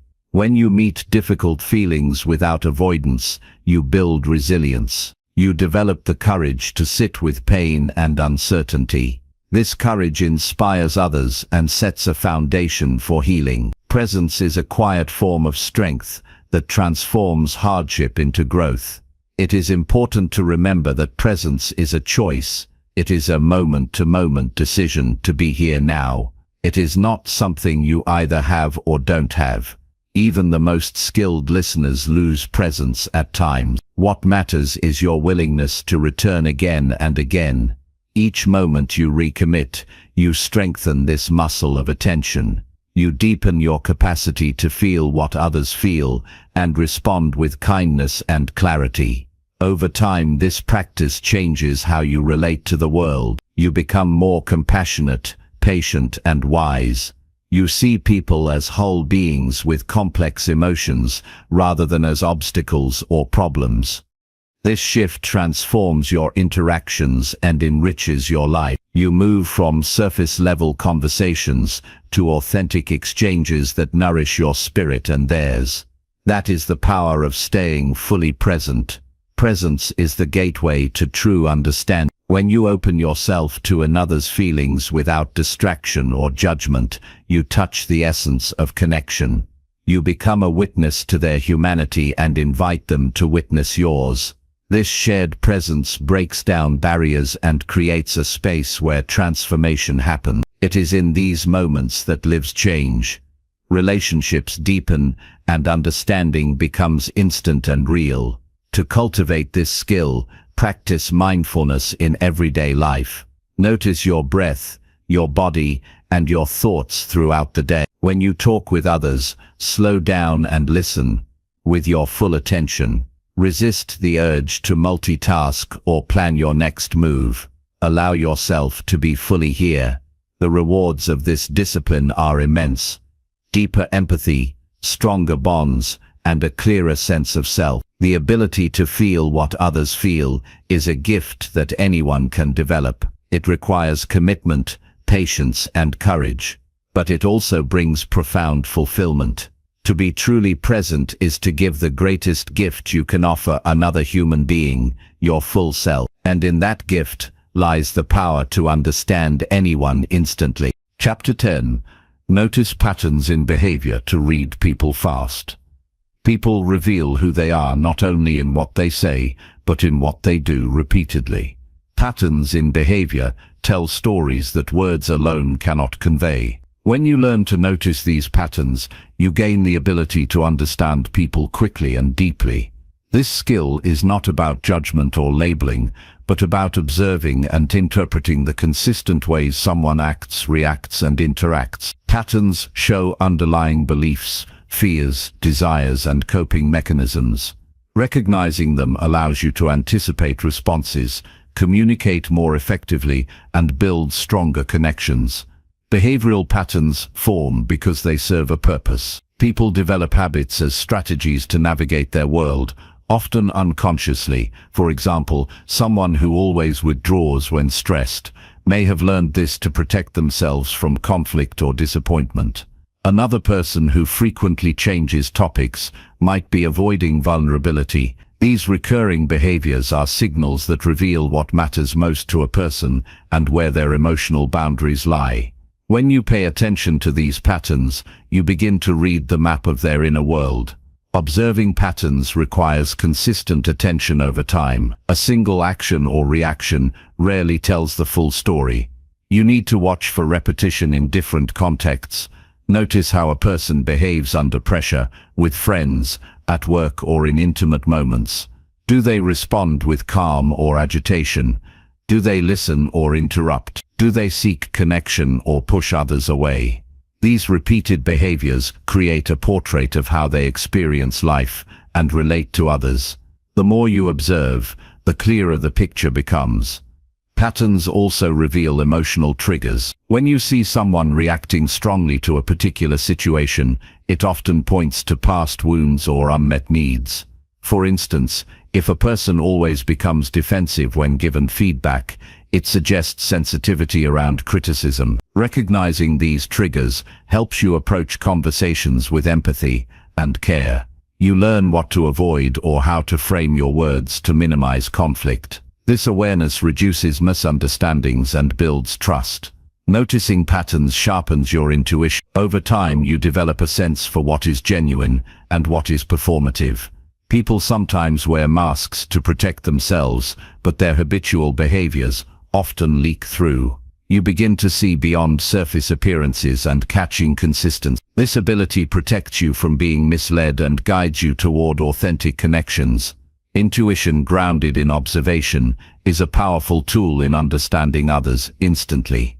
Patterns also shape the way people make decisions and solve problems. Some individuals respond to challenges with resilience and creativity, while others freeze or withdraw. By watching these tendencies, you can predict how they might react in future situations. This insight allows you to communicate more effectively and offer support where it is truly needed. It helps you avoid frustration by setting realistic expectations about others' responses. Understanding patterns requires you to suspend quick judgments. At first glance, some behaviors might seem negative or confusing. However, every pattern serves a function for the individual. They are adaptations, sometimes born out of past trauma or survival needs. When you approach patterns with curiosity instead of criticism, you open the door to compassion. You begin to see people not as problems to fix, but as humans trying their best with the tools they have. Tracking patterns also gives you feedback about your own behavior. When you notice how others respond to you consistently, you can identify your own patterns. Perhaps you interrupt when nervous or avoid certain topics. Awareness of your habits allows you to make conscious changes. This self-reflection improves your relationships and enhances your ability to understand others. Connection begins with knowing yourself. In practical terms, start by observing without interrupting. Watch how people behave in different situations. Notice the tone they use, their body language, and their facial expressions. Record these observations mentally or in a journal if possible. After several encounters, review what you have noticed. Are there themes or repeated actions? What emotions seem connected to these behaviors? This process builds a map of their personality and emotional landscape. Look for clusters of behaviors rather than isolated actions. For example, someone who is consistently late, distracted, and avoids eye contact might be dealing with anxiety or disinterest. Another person who frequently smiles, leans in, and maintains open posture likely feels engaged and comfortable. By connecting these dots, you decode the messages behind the behaviors. You begin to understand how they see the world and what they value. Patterns can also reveal how people handle stress and conflict. Do they confront problems directly or avoid them? Do they seek help or go inward? Recognizing these tendencies prepares you for how to approach difficult conversations. You can tailor your responses to create safety and reduce resistance. This skill is invaluable in both personal and professional relationships. Being patient is key when noticing patterns. People are complex and multidimensional. Patterns evolve and shift over time. What may seem like a fixed behavior could be a temporary coping mechanism. You must allow space for growth and change. Your observations are not labels, but guides that help you navigate human complexity with humility. Patterns also highlight what motivates people. Someone who regularly volunteers, offers help, and expresses gratitude likely values connection and service. Another who often talks about achievements and competition may be driven by recognition and success. These insights help you engage in conversations that resonate deeply. You show respect for what matters to them, which builds rapport quickly. The ability to read patterns enhances emotional intelligence. You become more aware of subtle cues and underlying dynamics. You can sense shifts in mood or energy before they are spoken. This early detection allows you to respond thoughtfully and avoid unnecessary conflict. It creates smoother interactions and more meaningful exchanges. Noticing patterns requires balancing observation with empathy. You don't just catalog behaviors, you seek to understand the person behind them. Ask yourself what life experiences might have shaped these habits. Consider the fears, hopes, and values that drive them. This deeper understanding enriches your perspective and fosters genuine connection. This skill is especially useful in new relationships or brief encounters. When time is limited, you can still pick up on repeated behaviors that reveal essential truths. Even in casual conversations, pay attention to recurring themes or emotional responses. These clues help you form accurate impressions quickly without jumping to conclusions. Patterns can also inform how you set boundaries. When you recognize behaviors that repeatedly cause discomfort or harm, you can protect yourself more effectively. You understand when to engage and when to step back. This discernment builds resilience and preserves your well-being while maintaining empathy. To develop this skill, practice mindful observation daily. Notice how people behave in public, at work, or with friends. Reflect on what those behaviors might mean and how they relate to emotions or experiences. Over time, you build a mental database of human behavior that sharpens your understanding and speeds your insights. Reading patterns is not about control or manipulation. It is about respect and connection. It honors the complexity of human nature and invites you to meet people where they are. This awareness deepens your relationships and enriches your life with authentic understanding. As you become skilled at noticing behavioral patterns, you find yourself navigating social situations with confidence and grace. You avoid misunderstandings and communicate with clarity. People respond positively because you see them fully and respond to their true needs. That level of understanding creates harmony and trust. In summary, behavioral patterns are the roadmap to a person's inner world. Observing them carefully gives you the power to understand quickly and deeply. This skill requires attention, patience, and empathy, but offers profound reward. When you notice patterns in behavior, you unlock a deeper level of connection that goes beyond words and appearances. It allows you to understand anyone instantly and respond with wisdom and kindness. Chapter 11. Respect silence to learn what words can't say. Silence is one of the most powerful yet often overlooked tools in understanding others. Words are valuable, but they only tell part of the story. True communication happens in the spaces between the words, the pauses, the hesitations, the quiet moments that carry meaning beyond speech. Learning to respect silence means recognizing that what is unsaid can reveal more than what is spoken. Silence holds emotions, thoughts, and truths that words cannot fully express. When you become comfortable with silence and learn to honor it, you open yourself to a deeper understanding of others and the complexity of human experience. Many people rush to fill silence because it feels uncomfortable or awkward. In conversations, silence is often perceived as a gap to be filled, a sign of disconnect or even failure to communicate effectively. But this reaction misses the profound value of silence as a form of expression. Silence gives space for reflection, processing, and emotional presence. It creates a pause for both speaker and listener to absorb what has been said and to prepare for what is next. Respecting silence means resisting the urge to interrupt, explain, or fix, and instead allowing the moment to breathe. When someone chooses silence, they might be feeling overwhelmed, uncertain, or vulnerable. They may be wrestling with emotions they cannot yet put into words, or protecting themselves from being misunderstood. Rather than rushing to fill the void, accepting their silence with patience demonstrates empathy and respect. It signals that you value their experience without pressuring them to perform or conform. This acceptance creates a safe container where deeper truths can emerge naturally over time. Silence also acts as a mirror reflecting internal states. The weight of a pause, the length of hesitation, and the absence of speech convey unspoken messages. A quiet moment might express grief, confusion, shame, or hesitation without any verbal explanation. Learning to listen to silence involves tuning into these subtle signals with curiosity and openness. Notice the changes in breathing, facial expressions, and body posture that accompany silence. These non-verbal cues enrich your understanding and help you sense what is beneath the surface. In many situations, silence precedes breakthrough or clarity. When people take a moment to be silent, they create mental space for insight and emotional processing.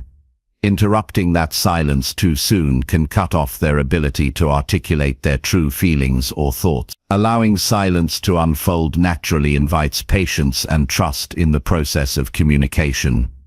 It shows confidence that understanding will come in its own time rather than forcing it prematurely. Respecting silence also means embracing discomfort. Silence can feel heavy or tense, especially when difficult topics arise. The impulse to speak quickly to ease tension is strong, but often unhelpful. Sitting with discomfort in silence allows emotions to settle and defenses to lower. It creates a moment of calm in which honesty can surface. This calm presence encourages others to open up without fear of judgment or interruption. When you respect silence, you also deepen your own self-awareness. Being comfortable with quiet moments requires you to observe your own reactions and resist the need for control. You become more mindful of how your desire to fill silence might stem from discomfort with vulnerability or uncertainty. This self-reflection enhances your emotional intelligence and strengthens your ability to hold space for others. In practical terms, honoring silence means learning when to pause and how to wait. After someone speaks, count to 3 before responding. Notice if the silence feels natural or forced. If the person seems hesitant, allow extra time without changing the subject or adding commentary. Resist the temptation to interpret or guess what they mean immediately. Instead, simply remain present and attentive. This patient presence invites deeper sharing and shows respect for the speaker's pace. Silence also plays a crucial role in conflict resolution. In heated moments, silence can prevent escalation by giving everyone time to cool down and gather their thoughts. It stops reactive patterns and opens the door for more thoughtful responses. Using silence intentionally in tense conversations can create a space where emotions are acknowledged without being acted upon impulsively. This restraint is a sign of strength and maturity. Another way to respect silence is through nonverbal communication. A nod, a gentle touch, or steady eye contact during pauses reassures the other person that you are engaged and supportive, even when no words are spoken. These silent affirmations strengthen connection and build trust. They communicate that you are present, not just in speech, but in being. Learning to respect silence also means embracing the unknown. Silence holds mystery and ambiguity. It resists easy answers and demands patience with uncertainty. When you accept this, you become more comfortable with the complexity of human emotions and relationships. You stop rushing to resolve everything quickly and instead allow deeper understanding to unfold gradually. This openness enriches your connections and expands your emotional capacity. Cultivating a relationship with silence requires practice. Start by becoming aware of your own reactions to quiet moments. Notice when you feel uncomfortable or compelled to speak. Experiment with sitting quietly with others without rushing to fill the space. Observe how your presence influences the atmosphere and the flow of conversation. Over time, you build confidence in the power of silence as a bridge to true understanding. Respecting silence also challenges the cultural norms that prioritize constant talking and quick answers. In a world that often values speed and noise, silence is a radical act of listening and patience. It reminds us that communication is not just about exchange of information, but about presence and connection. When you honor silence, you slow down time and create moments of depth in your interactions. This practice has a profound impact on your relationships. People feel more valued when they are allowed to speak at their own pace or to remain quiet without pressure. They experience you as someone who respects their inner world and honors their emotional process. This trust invites vulnerability and openness, which are the foundation of any meaningful connection. In moments of silence, you also create space for your own insights. By not rushing to respond, you give yourself time to process and reflect. This leads to wiser, more thoughtful communication. You become less reactive and more intentional. Your words gain weight because they come from a place of true understanding rather than impulsive response. Respecting silence teaches humility. It reminds you that not everything needs to be explained or fixed immediately. Some things require time and quiet contemplation to be fully grasped. This acceptance frees you from the illusion of control and deepens your capacity for empathy. It fosters a sense of peace in the face of uncertainty and complexity. Ultimately, silence is a language of its own. It speaks of trust, respect, patience, and presence. Learning to listen to silence and honor its messages unlocks a new dimension of understanding. It allows you to connect with people not just through words, but through shared human experience. This connection goes beyond surface conversation and touches the heart of what it means to be truly seen and heard. In daily life, practice letting silence be a natural part of your conversation. Notice how the rhythm of speaking and quietness flows. Trust that silence is not empty, but full of possibility. Use it to deepen your awareness and presence. In doing so, you cultivate the rare and invaluable gift of truly understanding others beyond what words can say. Chapter 12. Detach your ego to understand without judgment. Understanding others without judgment demands the ability to detach from your own ego. The ego often clouds perception, coloring every interaction with personal biases, defensiveness, or the need to be right. When ego dominates, listening turns into waiting for your turn to speak, and comprehension is blocked by assumptions and preconceptions. Detaching your ego creates space for genuine empathy and clarity. It frees you from the pressure to prove yourself or control the narrative, allowing you to see others as they truly are, rather than through the lens of your own fears and desires. Ego attachment is a natural human tendency rooted in self-preservation. It wants to protect your identity, defend your beliefs, and maintain your sense of importance. But this protective instinct often erects walls between you and others. When you approach conversations with ego-driven thoughts, you filter what you hear through judgments, comparisons, or personal agendas. This filtering distorts reality and prevents true understanding. Learning to step back from these internal voices is the first step toward detaching your ego. Detachment does not mean disengagement or indifference. It means observing your thoughts and feelings without identifying with them. Imagine watching your ego as if it were a separate entity.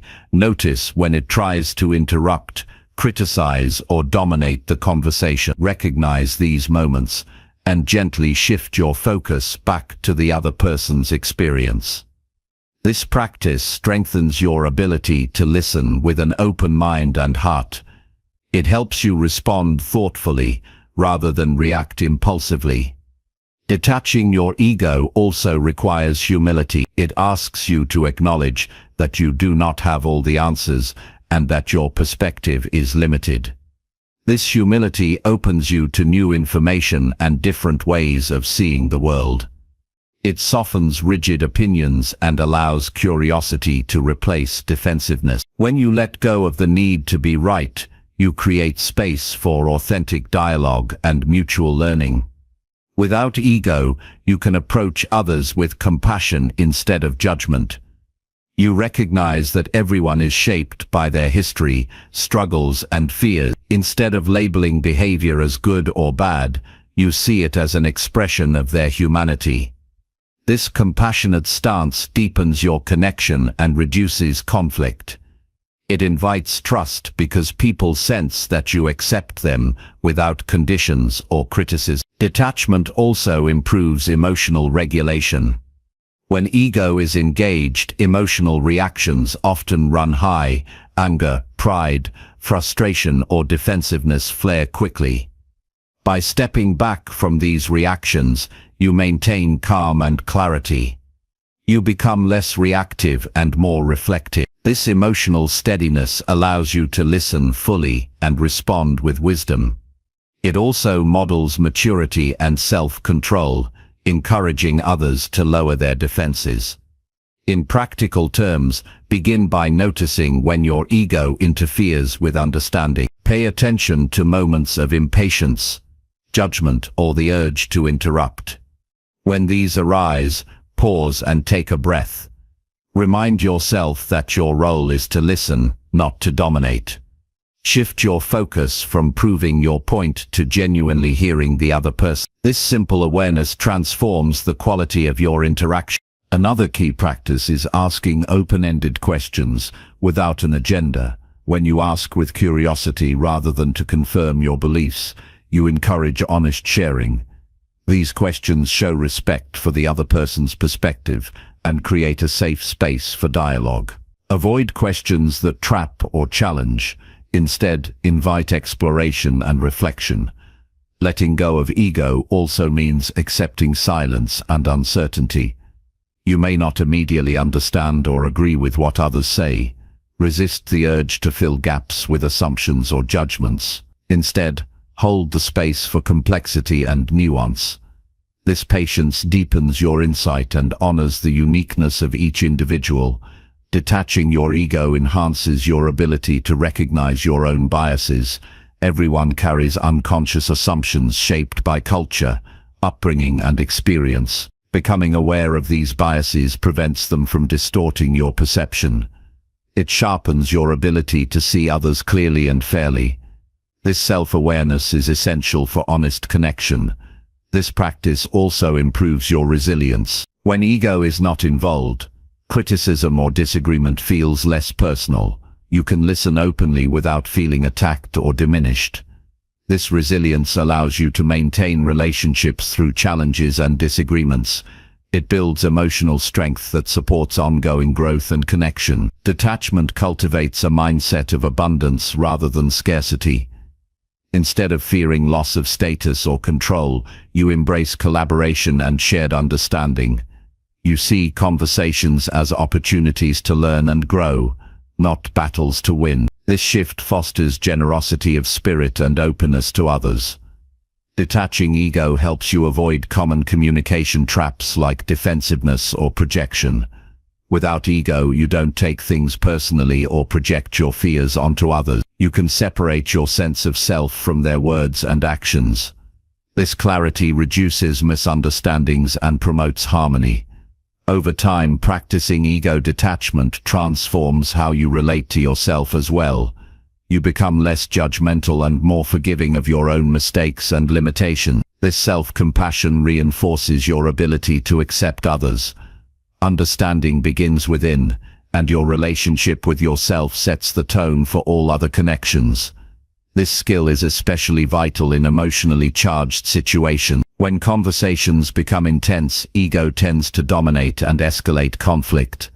By consciously stepping back and detaching, you diffuse tension. You respond from a place of calm reason rather than reactive emotion. This approach creates room for resolution and mutual respect. Detaching your ego requires consistent effort. It is easy to slip back into old habits of defensiveness or control. Each interaction is an opportunity to practice and strengthen this skill.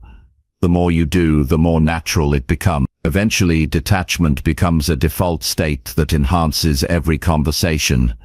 When ego is detached, listening becomes a gift rather than a task. You listen not to respond but to understand fully. Your presence conveys respect, acceptance, and genuine interest. This quality draws people in and deepens relationships. It makes communication richer and more meaningful. This approach also supports your personal growth. Letting go of ego opens you to feedback and different viewpoints. You learn from others and expand your worldview. This openness fosters wisdom and adaptability. It makes you a better friend, partner, colleague, and leader. Ultimately, detaching your ego to understand without judgment frees you from the limits of self-centered thinking. It allows you to meet people where they are with kindness and clarity. It reveals the common humanity beneath differences and disagreements. This practice transforms relationships and enriches your life with deeper connection and peace. Committing to this path means choosing awareness over automatic reaction. It means cultivating patience with yourself and others. It means valuing understanding above winning. This commitment creates a foundation for lasting change. It empowers you to connect instantly and authentically with anyone you meet. Chapter 13. Train empathy to connect with people in pain. Connecting with people in pain requires more than sympathy. It demands cultivated empathy that reaches beyond surface understanding. Empathy is the ability to feel with others, to enter their emotional experience without losing oneself. Training empathy is essential for truly understanding those who suffer, offering support that is meaningful and healing. This skill is not innate for everyone, but it can be developed with intention and practice. When empathy is strengthened, it bridges emotional divides, breaks isolation, and fosters genuine connection even in the darkest moments. Pain often isolates people, making them feel misunderstood or alone. When someone is hurting, words may fail or feel insufficient. Empathy steps in as a powerful force that validates their experience without judgment or quick fixes. To train empathy, you must first cultivate presence. Being fully present means offering your complete attention, free from distractions or agendas. Presence signals respect and care, creating a safe emotional space where pain can be shared and received. Developing empathy begins with active listening. This means hearing not just the words, but the emotions beneath them. Listen with the intent to understand rather than respond. Notice the tone, pauses, and what remains unsaid. This deep listening opens channels to the true experience of pain and suffering. It allows you to tune into the other person's emotional frequency without interference from your own thoughts or assumptions. Empathy requires humility. It asks you to set aside your own perspectives and acknowledge that you cannot fully know another's pain. This acceptance prevents the urge to minimize or compare suffering. Avoid phrases like "I know exactly how you feel" or "it could be worse." Instead, recognize the uniqueness of their journey. This humility fosters trust because it respects the individual's reality rather than imposing your narrative. Emotional imagination is a vital tool in empathy training. This is the capacity to imagine yourself in someone else's situation, feeling what they feel without becoming overwhelmed. Practice visualizing scenarios and emotions honestly and compassionately. This exercise builds your emotional muscles and sensitivity to others' experiences. It prepares you to respond with greater understanding and kindness in real encounters. Empathy also involves managing your own emotional boundaries. Connecting with pain can stir strong feelings, such as sadness, helplessness, or frustration. It is important to feel these emotions without being consumed by them. Cultivate resilience through self-care practices like mindfulness, reflection, and rest. Healthy boundaries ensure that your empathy remains a source of strength rather than burnout. This balance allows you to be fully available without losing yourself in others' suffering. Responding empathetically goes beyond listening. It includes thoughtful verbal and non-verbal communication. Validate feelings by acknowledging them openly. Simple affirmations like "that sounds really hard" or "I can see why you feel that way" show recognition without judgment. Your body language, such as nodding, eye contact, or gentle touch, reinforces your understanding and care. These responses build a bridge of safety and acceptance. Patience is essential in empathetic connection. People in pain may need time to process emotions, or may withdraw temporarily. Respect their pace without pushing for explanations or solutions. Sometimes the deepest gift is your calm, steady presence that says, "I am here," even in silence. This patient support helps ease isolation and fosters healing over time. Training empathy also means practicing curiosity about pain rather than fear or avoidance. Many people shy away from suffering because it feels uncomfortable or threatening. Overcoming this resistance allows you to meet others with openness rather than denial. Approach conversations about pain with gentle questions that invite sharing without pressure. This openness encourages honesty and deepens your understanding. Reflecting feelings back to the person enhances empathy. When you articulate what you sense they are experiencing, it helps them feel seen and heard. This mirroring shows that you are attuned to their emotions and fosters mutual connection. It also clarifies understanding, reducing misinterpretations that can increase distress. Empathy grows stronger when you engage with diverse perspectives and experiences. Exposure to different cultures, life stories, and challenges broadens your capacity to understand pain in its many forms. Seek out books, films, or conversations that expand your awareness. This ongoing education builds empathy muscles and enriches your ability to connect across differences. It is important to recognize the limits of empathy. You cannot fix someone's pain or carry their burden. Empathy is about presence, validation, and support, not rescue. Accepting this boundary prevents frustration and preserves the integrity of the connection. True empathy honors the autonomy and strength of the person suffering. In moments of intense pain, empathy can be transformative. It can dissolve loneliness, reduce shame, and foster hope. Knowing that someone truly understands can alleviate the weight of suffering. Your empathetic presence becomes a source of light and strength that empowers others to face challenges with courage.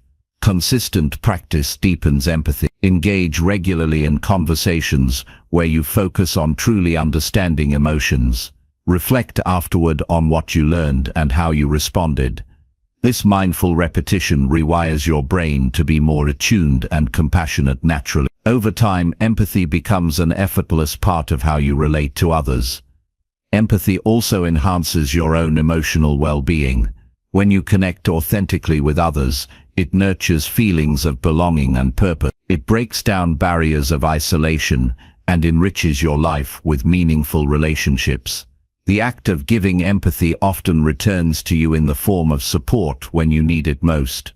Training empathy to connect with people in pain transforms your ability to understand anyone instantly. It moves beyond intellectual knowledge to emotional resonance.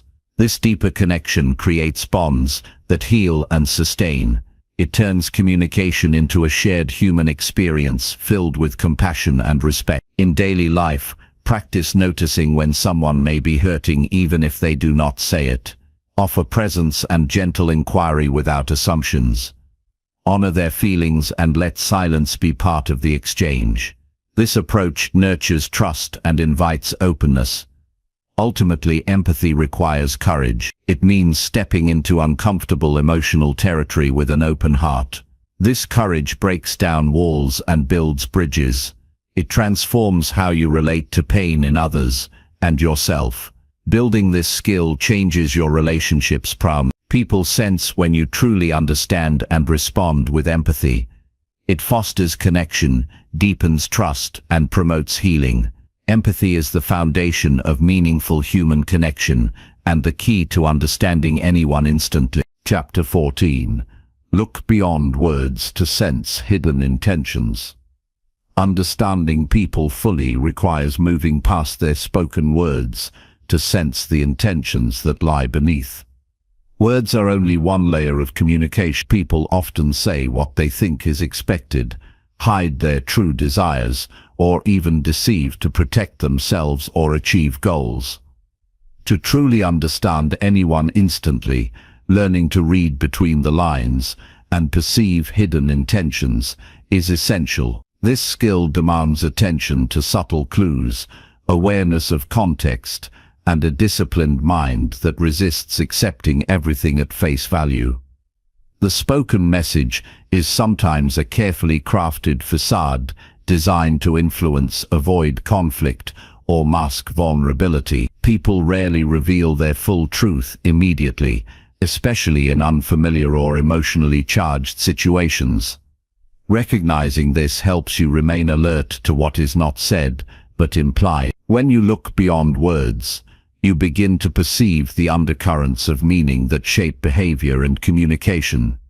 One of the first steps to sensing hidden intentions is cultivating deep observation. Watch how words align with action. Inconsistencies between speech and behavior often indicate concealed motives or conflicting feelings. If someone promises one thing but consistently behaves otherwise, it suggests their true intention lies outside their verbal message. Noticing these discrepancies sharpens your understanding and guards against being misled. Context is a vital factor in interpreting hidden intentions. The same words can mean very different things depending on the situation, the person's history, and the relationship dynamics. Pay attention to timing, environment, and the emotional tone surrounding the conversation. For example, a compliment might be genuine appreciation or a strategic attempt to gain favor. Understanding the context allows you to weigh the likelihood of various intentions behind the words. Tone of voice and delivery also reveal much about underlying intentions. A hesitant, rushed, or overly rehearsed statement can signal discomfort or concealment. Conversely, a calm and steady tone often reflects honesty and openness. Listening carefully to vocal cues helps you detect emotional undercurrents that words alone cannot express. These nuances enrich your perception and provide clues to true intentions. Nonverbal communication is equally important. Facial expressions, eye contact, gestures, and posture often betray what someone tries to hide verbally. A smile that doesn't reach the eyes or crossed arms during an apology suggests mixed feelings or insincerity. Learning to read these signs enhances your ability to sense hidden motives quickly and accurately. People's choice of language also offers insight into intentions. Vague, evasive, or overly complex explanations can indicate reluctance to disclose the full truth. Pay attention to what is omitted as much as what is said. Silence around certain topics may reveal discomfort or secrets. Asking gentle, direct follow-up questions encourages clarification and reduces ambiguity. Suspicious or guarded language often masks fear, shame, or mistrust. Understanding that hidden intentions sometimes arise from self-protection rather than malice fosters empathy. When you sense defensive motives, respond with patience and openness instead of confrontation. This approach encourages honesty and reduces the need for concealment. Reflect on your own biases and assumptions when interpreting hidden intentions. It is easy to project your fears or desires onto others, creating false narratives. Maintain a disciplined and curious mindset that tests interpretations against evidence rather than jumping to conclusions. Balance intuition with rational assessment to avoid misreading situations. Recognizing hidden intentions also means understanding human needs and motivations. People act based on desires for security, recognition, control, or connection. By identifying these driving forces, you can better infer why someone says what they do. This understanding allows you to respond more effectively and navigate conversations with greater skill. Sometimes, hidden intentions are positive but unspoken. People may withhold praise or affection due to pride or cultural norms. Others may avoid expressing vulnerability out of fear of rejection. Being sensitive to these subtleties enables you to create a safe space where hidden positive intentions can surface over time. Developing this skill enhances your ability to build trust. When others sense that you perceive their true intentions without judgment, they are more likely to open up honestly. This deepens relationships and improves communication. It shifts interactions from superficial exchanges to meaningful connections. Practically, start by slowing down your listening process. Instead of focusing solely on content, observe how things are said and what is left unsaid. Take mental notes of inconsistencies or emotional cues. Resist the urge to react immediately. Instead, gather information patiently before forming judgments. Ask clarifying questions that invite transparency. Phrase inquiries to express genuine curiosity, such as, "Can you tell me more about that?" or "What led you to feel this way?" These questions encourage people to reveal deeper layers of thought and feeling without feeling accused or pressured. Trust your instincts, but verify them through observation and dialogue. Intuition is a valuable tool but must be balanced with careful attention and respectful inquiry. Developing this balance improves accuracy in reading hidden intentions. Avoid jumping to negative conclusions. Not all hidden intentions are manipulative or deceitful. Some arise from complexity or uncertainty. Approach ambiguity with openness and a willingness to understand rather than condemn. Practice this skill in everyday interactions. Observe colleagues, friends, and family members with curiosity about their unspoken motives. Notice how your understanding deepens when you pay attention beyond words.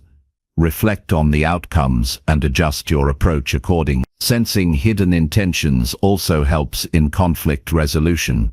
Recognizing underlying fears or unmet needs behind defensive language allows you to address root causes rather than surface disputes. This awareness fosters empathy and problem-solving. Developing the ability to look beyond words transforms your communication and relationships. It empowers you to engage with people more authentically and effectively. You gain insight into what truly drives behavior, enabling wiser choices and deeper connection. This skill requires continuous practice and refinement. The complexity of human communication means there is always more to learn. Commit to lifelong curiosity and openness. Over time, your capacity to sense hidden intentions will become second nature, enriching every interaction. Ultimately, looking beyond words reveals the rich and often messy reality of human experience. It invites you to see people fully, with their contradictions and complexities. This deeper vision fosters understanding that is immediate, profound, and transformative. Chapter 15. Practice patience to understand people who resist you. Understanding people who resist you requires a commitment to patience that often tests the limits of your discipline and empathy. Resistance can arise for many reasons: fear, mistrust, pride, past hurts, or simply a reluctance to open up. When someone pushes back against your efforts to connect, it can feel frustrating, even discouraging. However, patience is the key to breaking through these barriers. It allows you to remain steady, calm, and respectful, creating the conditions necessary for genuine understanding to develop over time. Resistance is often a protective mechanism. People erect walls to shield themselves from perceived threats or vulnerability. This resistance does not necessarily reflect who they are at their core, but rather their current state of mind or emotional pain. Recognizing this truth is vital because it shifts your focus from trying to force connection to nurturing a safe space where trust can grow. Patience is the quality that holds this space open without pressure or judgment. When faced with resistance, the immediate impulse might be to respond with frustration, impatience, or even withdrawal. These reactions only reinforce barriers and escalate tension. Instead, practicing patience requires a conscious decision to pause and observe without reacting impulsively. This pause allows you to choose a response rooted in understanding and respect, rather than ego-driven need for control or validation. Patience means accepting that understanding others is a gradual process. Some people take longer to reveal their true selves or to lower defenses. This timeline is outside your control and must be honored. Trying to rush this process undermines trust and can push people further away. Accepting the pace that others set shows humility and respect for their boundaries. Patience also involves managing your own expectations. Let go of the desire for immediate results or clear answers. Instead, focus on consistent small gestures of openness and kindness that demonstrate your willingness to listen and be present. Over time, these small actions build credibility and soften resistance. Active listening is a powerful tool to practice patience. When someone resists, giving them your full attention without interruption or persuasion conveys respect. Listening attentively sends the message that you value their voice regardless of their defensiveness. This validation often encourages people to open up more when they feel genuinely heard. Respond with empathy rather than argument. Resist the temptation to correct or challenge defensive statements immediately. Instead, acknowledge the feelings behind resistance, such as fear or skepticism. Saying things like, "I can see this is difficult for you," or "it sounds like you've been hurt before," validates their experience and reduces hostility. Silence can be a patient ally. Sometimes the most impactful response to resistance is simply being there without filling the space with words. Holding quiet presence allows the other person to feel safe and unpressured.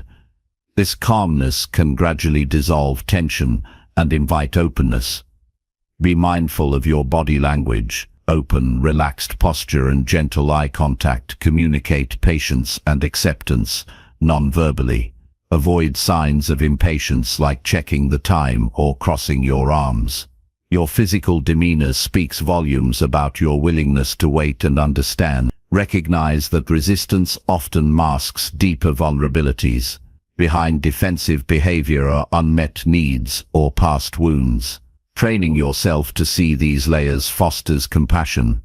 Instead of seeing resistance as a personal affront, interpret it as a call for care and understanding. Adapt your communication style to meet resistant individuals where they are. Some people respond better to gentle questions, others to reassurance or space. Observing their cues and adjusting accordingly shows respect and flexibility, which encourages gradual trust. Avoid labeling resistant behavior as bad or difficult. Such judgments create distance and feed frustration.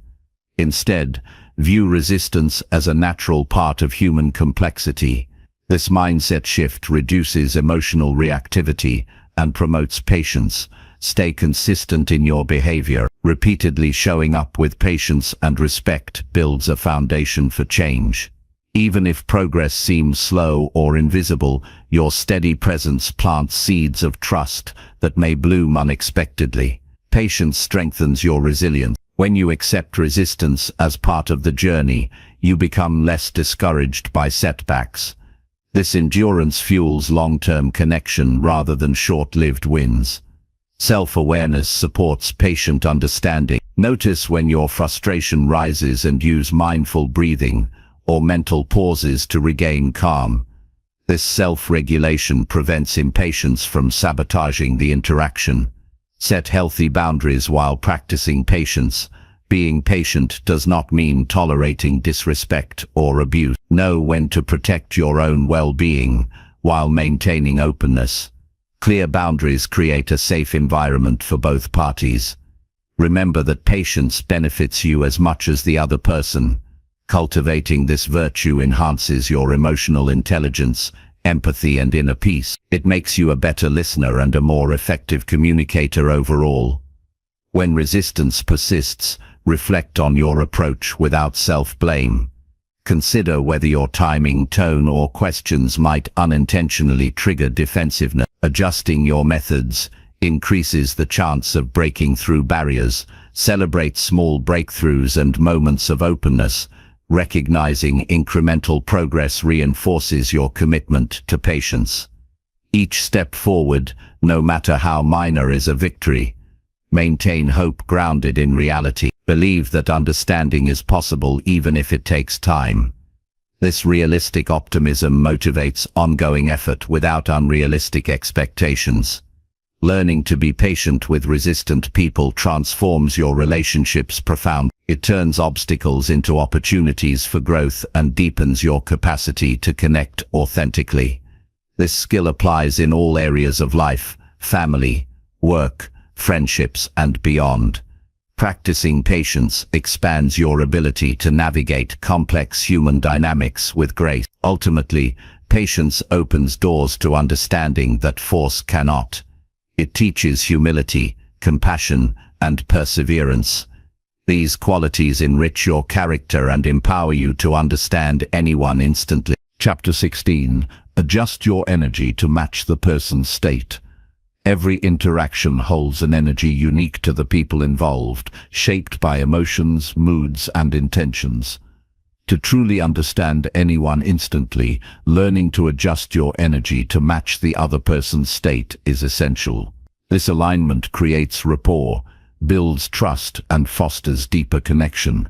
Matching energy is not about losing yourself or mirroring mechanically.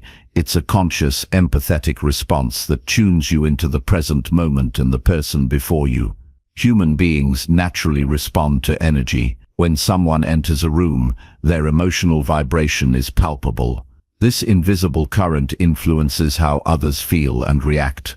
If your energy clashes with theirs, misunderstandings and resistance often arise. Conversely, when you calibrate your energy to theirs, it feels like you are speaking the same language without words. This harmony opens doors to genuine understanding. Adjusting your energy begins with keen observation. Notice the pace of their speech, their volume, posture, and facial expressions. Are they tense or relaxed, energetic or drained, anxious or calm? These clues provide valuable data about their emotional state. Your task is to meet them where they are, not where you want them to be. Matching someone's energy involves regulating your own state. If the other person is quiet and reflective, lower your volume and slow your pace. If they are excited and animated, bring more enthusiasm to your tone and gestures. This synchronization shows that you are present and responsive. It makes the person feel under subconscious level. The goal is not mimicry, but attunement. Your energy should complement theirs, creating balance rather than echoing every detail. For instance, if someone is agitated, meeting their intensity with equal force might escalate tension. Instead, adopt a grounded calm that acknowledges their state without fueling it. This subtle shift helps them feel seen and supported rather than challenged. Energy adjustment requires emotional intelligence and self-awareness. You must first know your own baseline, how you typically express emotions and energy, so you can consciously adapt. This awareness prevents automatic reactions and enables deliberate modulation. It also protects you from absorbing negative energy or becoming overwhelmed. Empathy is the foundation of energy matching. When you genuinely care about the other person's experience, tuning your energy becomes natural. It is an act of respect that says, "I see you as you are." This acceptance fosters safety and openness, essential for true understanding. Sometimes adjusting energy means increasing your presence. If someone is withdrawn or distracted, raising your energy slightly can help draw them out gently. Use warm eye contact, open posture, and a friendly tone. These signals invite engagement without pressure. Conversely, when a person is overwhelmed or upset, lowering your energy can provide a calming anchor. Speak softly, breathe steadily, and move deliberately. This steady presence offers reassurance and helps regulate emotional intensity. Energy adjustment also involves pacing your interaction to match theirs. Rushing conversations or jumping topics can create dissonance. Follow their rhythm, allowing pauses and silences to breathe. This patience respects their processing speed and emotional flow. Nonverbal cues are critical in energy calibration. Mirroring gestures, facial expressions, and breathing patterns subtly communicates alignment. When done naturally, this builds unconscious trust. However, be cautious not to imitate in a way that feels forced or insincere, as this can backfire. Technology offers new challenges for energy matching. Online communication lacks many physical cues, so tone and timing become even more important. Pay attention to the person's written style, response time, and choice of words. Adjust your digital energy accordingly by matching formality, warmth, or brevity. Adjusting energy is also a way to influence others positively. When you bring calm, confidence, or enthusiasm, you can help shift the atmosphere and mood. This leadership is a powerful tool for connection and understanding. It requires discipline to manage your own emotional state before attempting to influence others. Developing this skill requires practice and mindfulness. Regularly reflect on your interactions and how energy alignment affected outcomes. Notice when mismatches caused friction or when tuning in created breakthroughs. Use these insights to refine your sensitivity and response. Self-care supports your ability to adjust energy effectively. When you are well-rested, emotionally balanced, and centered, you have more flexibility to adapt. Neglecting your own well-being makes it harder to connect authentically and can lead to burnout. Energy adjustment is not a manipulation, but a respectful tuning. It honors the person's current experience without trying to change or control it prematurely. This respect lays the groundwork for authentic dialogue and understanding. This skill enhances not only personal relationships, but professional ones as well. Leaders, teachers, and anyone working with people benefit greatly from the ability to match and modulate energy. It improves communication, teamwork, and conflict resolution. Cultivating energy awareness deepens your overall emotional intelligence. You become more attuned to the subtle shifts in yourself and others. This heightened sensitivity enriches every interaction and builds stronger, more resilient connections. When you adjust your energy to meet others, you invite them to reveal their true selves. This openness accelerates trust and fosters meaningful exchanges. It transforms communication from mere information sharing to genuine connection. Practicing energy adjustment daily sharpens your intuition and responsiveness. Pay attention to moods in conversations and environment. Experiment with subtle changes in your tone, posture, or pace. Observe the effects and learn from feedback. In moments of tension, consciously shifting your energy can de-escalate conflicts. Instead of reacting with defensiveness or aggression, adopt calm assurance. This presence often invites others to mirror your steadiness and opens space for resolution. Energy matching also enhances your ability to read unspoken feelings. When you feel attuned, emotional undercurrents become clearer. This insight enables timely and compassionate responses that deepen understanding. Ultimately, adjusting your energy is a form of respect and empathy in action. It requires discipline to be flexible and humility to set aside your own state temporarily. These qualities cultivate mastery over your relationships and communication. Mastering energy adjustment accelerates your capacity to understand anyone instantly. It bridges emotional gaps and builds rapport effortlessly. This practice is a cornerstone of authentic connection and lifelong personal growth. Chapter 17. Track changes in posture to read emotional shifts. Reading another person's emotional state is a skill that can be greatly enhanced by paying close attention to their posture. Posture is an unspoken language that communicates feelings and shifts in mood before words are even uttered. When you learn to track changes in posture, you gain the ability to recognize emotional shifts quickly and accurately. This awareness enables you to respond with empathy and insight, deepening your understanding of others in every interaction. People rarely control their posture consciously. Instead, it naturally adjusts in response to how they feel physically and emotionally. For example, someone feeling confident may stand tall with shoulders back and chest open, while a person experiencing anxiety might hunch forward, cross their arms, or avoid eye contact. These physical cues offer immediate insight into what someone is experiencing internally. Tracking posture means observing more than just static positions. It involves noticing movement, subtle shifts, and contrasts in how a person carries themselves across time. A change in posture often signals a change in emotion or thought. For instance, if someone initially sits relaxed but then suddenly stiffens or leans away, it can indicate discomfort or defensiveness. Noticing these transitions helps you catch emotional shifts in real time. Posture is linked to the body's nervous system and can reveal stress or relaxation. Tense muscles, clenched fists, or rigid backs often point to underlying anxiety, frustration, or guardedness. Conversely, relaxed limbs, slow breathing, and open stances typically suggest calmness and receptivity. Recognizing these signals provides a foundation for understanding what a person might not say verbally. Facial expressions and vocal tone are important, but posture adds a deeper layer of emotional context. Someone may smile politely while their body tells a different story through crossed arms or a turned torso.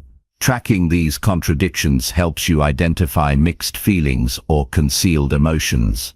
Pay attention to how posture changes during different topics or moments in a conversation. When discussing certain subjects, a person may slump, lean forward, or shift uncomfortably, revealing emotional triggers or areas of vulnerability. These changes are clues that guide your response and deepen your empathy. Mirroring shifts in posture can build rapport and trust. When you subtly adjust your own stance to reflect the other person's emotional state, you signal connection and understanding. This nonverbal synchrony fosters a sense of safety and encourages openness. Tracking posture also requires awareness of cultural differences. Consistent observation sharpens your ability to detect patterns in how someone expresses emotions through posture. Some people habitually adopt defensive postures when stressed, while others may become more expansive or animated. Knowing these tendencies helps you anticipate emotional shifts and respond effectively. Posture changes can also reveal shifts in confidence or engagement. Leaning in and maintaining an upright stance typically show interest and alertness. Slouching or turning away often signals disengagement or discomfort. Tracking these movements guides your interaction, allowing you to adjust your approach accordingly. Recognizing emotional shifts through posture enables you to intervene compassionately when someone is struggling, Noticing signs of withdrawal or distress early allows you to offer support or create space for difficult emotions. This attentiveness demonstrates care and builds trust. Training yourself to observe posture requires focused attention and practice. Start by watching people in everyday settings, meetings, social gatherings, or casual conversations. Notice how their posture changes as the mood or topic changes. Reflect on what those changes might indicate about their emotional state. Avoid making snap judgments based solely on one posture. Emotional expression is complex and context-dependent. Combine posture observation with other cues such as facial expressions, tone, and content of speech for a fuller understanding. When you track posture, remain non-judgmental. Do not label someone as closed off or defensive in a critical way. Instead, see posture as a natural response to their experience. This mindset keeps your perception clear and compassionate. Use insights from posture changes to guide your communication. If someone shows signs of discomfort, consider slowing down, softening your tone, or asking gentle questions. If they appear engaged and open, you might proceed with more direct or energetic interaction. Tracking posture also helps in conflict resolution. Detecting early signs of tension through body shifts allows you to address issues before they escalate. Your awareness can diffuse situations and foster constructive dialogue. This skill enhances leadership and teaching by enabling you to read group dynamics. Noticing how people physically respond during presentations or discussions gives you feedback on engagement and emotional climate. You can then adjust your delivery to meet the group's needs better. Maintaining your own posture is equally important. A calm, open stance invites trust and conveys confidence. People are more likely to share honestly when you project grounded presence through your body language. Reflect regularly on your observations and experiences with posture tracking. Consider keeping a journal of interactions and the posture changes you noticed. Note the outcomes and what you learned. This reflection deepens your skill and insight. Remember that posture communicates beyond conscious control, revealing authentic emotional current. Honoring these silent signals enriches your understanding and empathy, allowing you to connect on a profound level. Developing this ability takes time, but yields powerful results. You become a more perceptive listener, a compassionate friend, and a wise observer of human nature. Ultimately, tracking changes in posture is a gateway to sensing the unspoken emotional language of others. It equips you to understand people instantly and respond with kindness and clarity. This mastery elevates your personal growth and enriches every relationship you cultivate. Chapter 18. Ask follow-up questions. To go beyond surface answers. Asking follow-up questions is a vital skill that opens the door to deeper understanding and reveals truths hidden beneath surface-level answers. Many conversations remain shallow because the initial response satisfies curiosity without encouraging further exploration. To truly understand anyone instantly, mastering the art of follow-up questions is essential. It's through these inquiries that you peel back layers of meaning, motivations, and emotions, allowing you to connect on a more authentic level. Surface answers often arise because people protect themselves, avoid vulnerability, or simply do not reflect deeply on the question. When someone answers quickly and briefly, it may feel like the conversation is complete, but it's only the beginning. Following up gently invites them to elaborate, clarify, and reveal more of their true experience. This process builds trust and signals that you are genuinely interested in their thoughts and feelings. Effective follow-up questions are clear and purposeful. They should guide the person to expand their perspective without feeling interrogated or pressured. Phrases like, "Can you tell me more about that?" or "What made you feel that way?" encourage reflection and elaboration. These questions show respect and create a safe space for deeper dialogue. Listening attentively to the first answer is crucial before asking your follow-up. The best questions arise naturally from what the person has just shared. This attentiveness demonstrates that you value their voice and want to understand their story fully. It also ensures your questions are relevant and meaningful rather than generic or disconnected. Follow-up questions should explore feelings, reasons, and consequences. Asking "How did that affect you?" or "What was going through your mind then?" shifts the conversation from facts to emotions and motivation. This shift deepens understanding because emotions often drive behaviors and decisions more than the facts alone. Avoid leading questions that suggest what the answer should be. Instead, ask open-ended questions that allow the person to express themselves honestly. For example, instead of "You were upset because of that, right?" ask "How did that situation impact you?" Open questions empower the speaker and prevent defensiveness.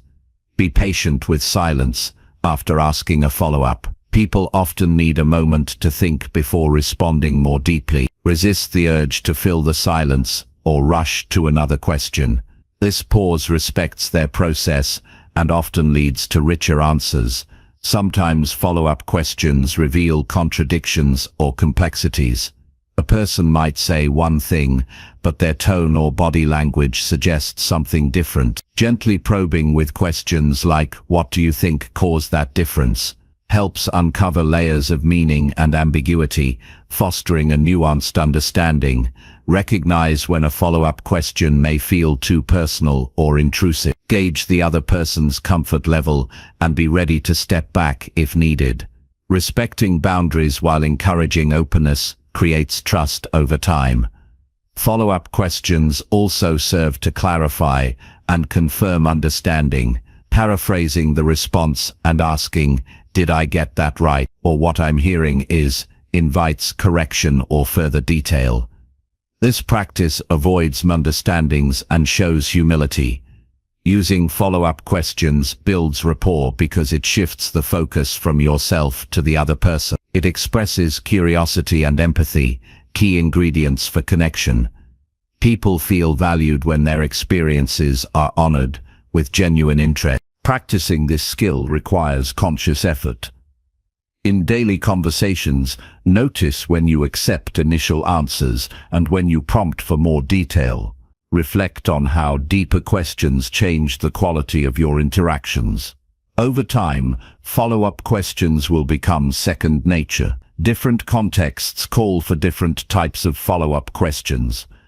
In professional settings, they can uncover hidden challenges, priorities, or insights. In personal relationships, they reveal emotions, fears, and desires. Tailor your questions thoughtfully to suit the situation. Avoid jumping to solutions or advice immediately after a surface answer. Instead, use follow-up questions to fully understand the issue first. This patience often leads to more effective help and meaningful support. Recognize that asking follow-up questions is a sign of humility. It acknowledges that you don't have all the answers and that the other person's perspective is valuable. This openness enriches your worldview and deepens your relationships. Follow-up questions can also help resolve conflicts by uncovering underlying concerns or unmet needs. Asking "What would help you feel heard?" or "Can you explain what's most important to you here?" redirects conversations toward mutual understanding.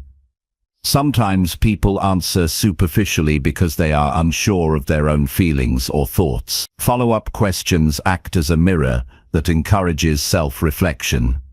This process can be healing and empowering for the speaker. Mastering follow-up questions sharpens your emotional intelligence. You become more skilled at reading between the lines, sensing unspoken truths, and navigating complex emotions. This insight makes you a more compassionate communicator. Practice balancing between curiosity and respect. Not every response requires a follow-up. Learn to discern when deeper exploration adds value and when it may overwhelm or exhaust the other person. Cultivating this skill transforms everyday conversations into opportunities for growth and connection. It turns routine exchanges into meaningful dialogues that reveal the richness of human experience. Asking thoughtful follow-up questions empowers you to understand people instantly. It breaks down walls, builds bridges, and invites authenticity. This ability strengthens your influence and deepens your impact in all areas of life. Over time, your questions will become more intuitive and your listening more attuned. This synergy creates powerful communication that fosters trust, clarity, and transformation. Every interaction is a chance to practice. Approach each conversation with a mindset of discovery and kindness. Your willingness to go beyond the surface honors the humanity in everyone you meet. The true art of understanding lies in the questions you ask after the first answer. These follow-ups unlock the door to genuine connection and lasting insight. Chapter 19. Recognize emotional triggers that shape human reactions. Every human reaction is colored and often intensified by emotional triggers rooted deep within their experiences. Recognizing these triggers offers a powerful pathway to understanding why people respond the way they do, and helps you navigate relationships with greater compassion and clarity. Emotional triggers are automatic responses, sometimes unconscious, that connect present situations to past wounds or fears. They shape reactions far beyond the surface of what is immediately visible. These triggers do not just cause feelings but influence behaviors, choices, and even the tone of interactions.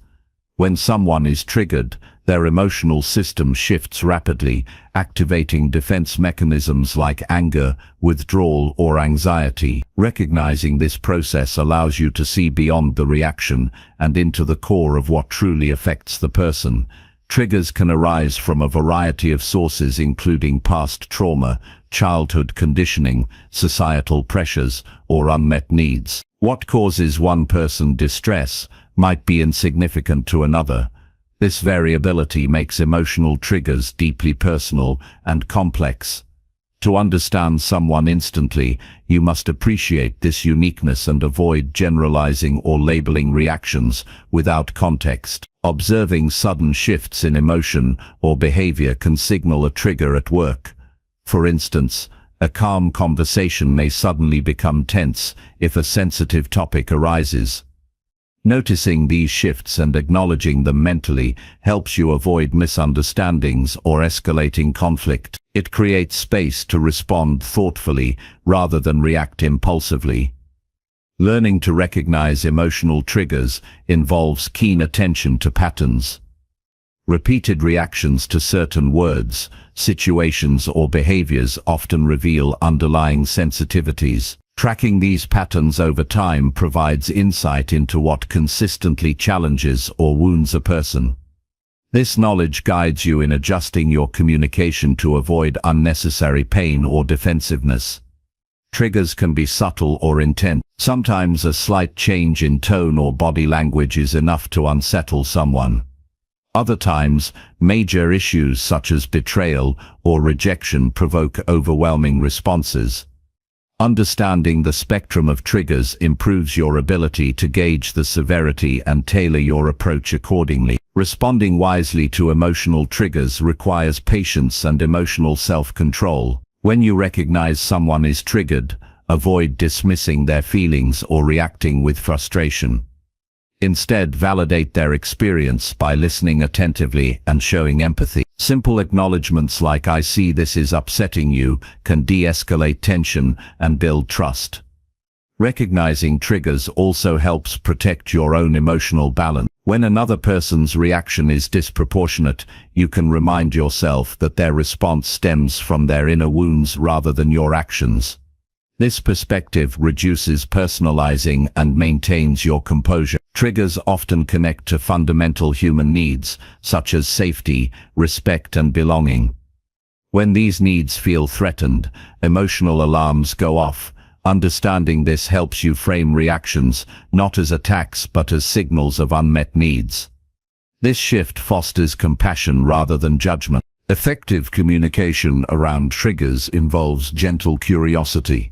If appropriate, ask questions that invite reflection, such as, "What about this is difficult for you?" or "Can you share what you need right now?" These inquiries promote self-awareness and open pathways for healing and understanding. Sometimes recognizing your own triggers improves your ability to identify them in others. Self-reflection and mindfulness increase emotional intelligence, making you more attuned to the emotional landscapes of those you interact with. This dual awareness strengthens connections and deepens empathy. Avoiding triggers is not always possible or healthy. Sometimes confronting painful issues is necessary for growth. When triggers surface, supporting someone through their emotional response with patience and care can facilitate breakthrough and resilience. In moments of high emotion, non-verbal supports, such as a calm tone, relaxed posture, or a reassuring presence, can soothe triggered responses. This calmness acts as an anchor, helping the other person regain control over their feelings. Recognizing emotional triggers also improves conflict resolution. Understanding why a person reacts defensively or aggressively allows you to address root causes rather than just symptoms. This insight shifts conversations from blame to problem solving. In group dynamics, being aware of triggers helps manage tensions and create a safer space. Leaders and facilitators who can sense when individuals feel vulnerable can intervene with empathy, setting a tone of respect and inclusion. Noticing when someone tries to hide or suppress their triggers is important. Avoiding emotions often leads to passive-aggressive behavior or withdrawal. Encouraging open expression in a safe environment reduces this hidden tension and builds authenticity. Triggers shape not only emotional reactions, but also decision-making processes. A person may reject opportunities or ideas that unconsciously remind them of past pain. Recognizing this helps you understand resistance and approach conversations with sensitivity. Cultivating awareness of emotional triggers requires mindfulness. Regularly check in with your observations and feelings during interactions. Notice when you or others feel unsettled and explore possible trigger points without rushing to conclusion. Remember that everyone carries emotional baggage. Meeting people with acceptance rather than expectation creates space for genuine understanding and healing. Recognizing triggers does not mean excusing harmful behavior, but understanding its origin. This balance allows you to set boundaries while maintaining empathy. Over time, your ability to identify triggers becomes an invaluable tool for emotional navigation. You learn to read beyond words and actions to the emotional truths beneath. This skill enhances relationships by reducing misunderstandings and increasing compassion. It transforms conflict into connection and reaction into response. By seeing emotional triggers clearly, you gain insight into the complex human psyche. This clarity empowers you to engage with others in a way that is respectful and transformative. Ultimately, recognizing emotional triggers is a practice of humility and patience. It invites you to slow down, observe deeply, and respond with wisdom. Mastery of this skill enriches your personal growth and opens the door to truly understanding anyone instantly. It fosters peace within yourself and harmony in your relationship. Chapter 20. Stay calm when others project their inner chaos.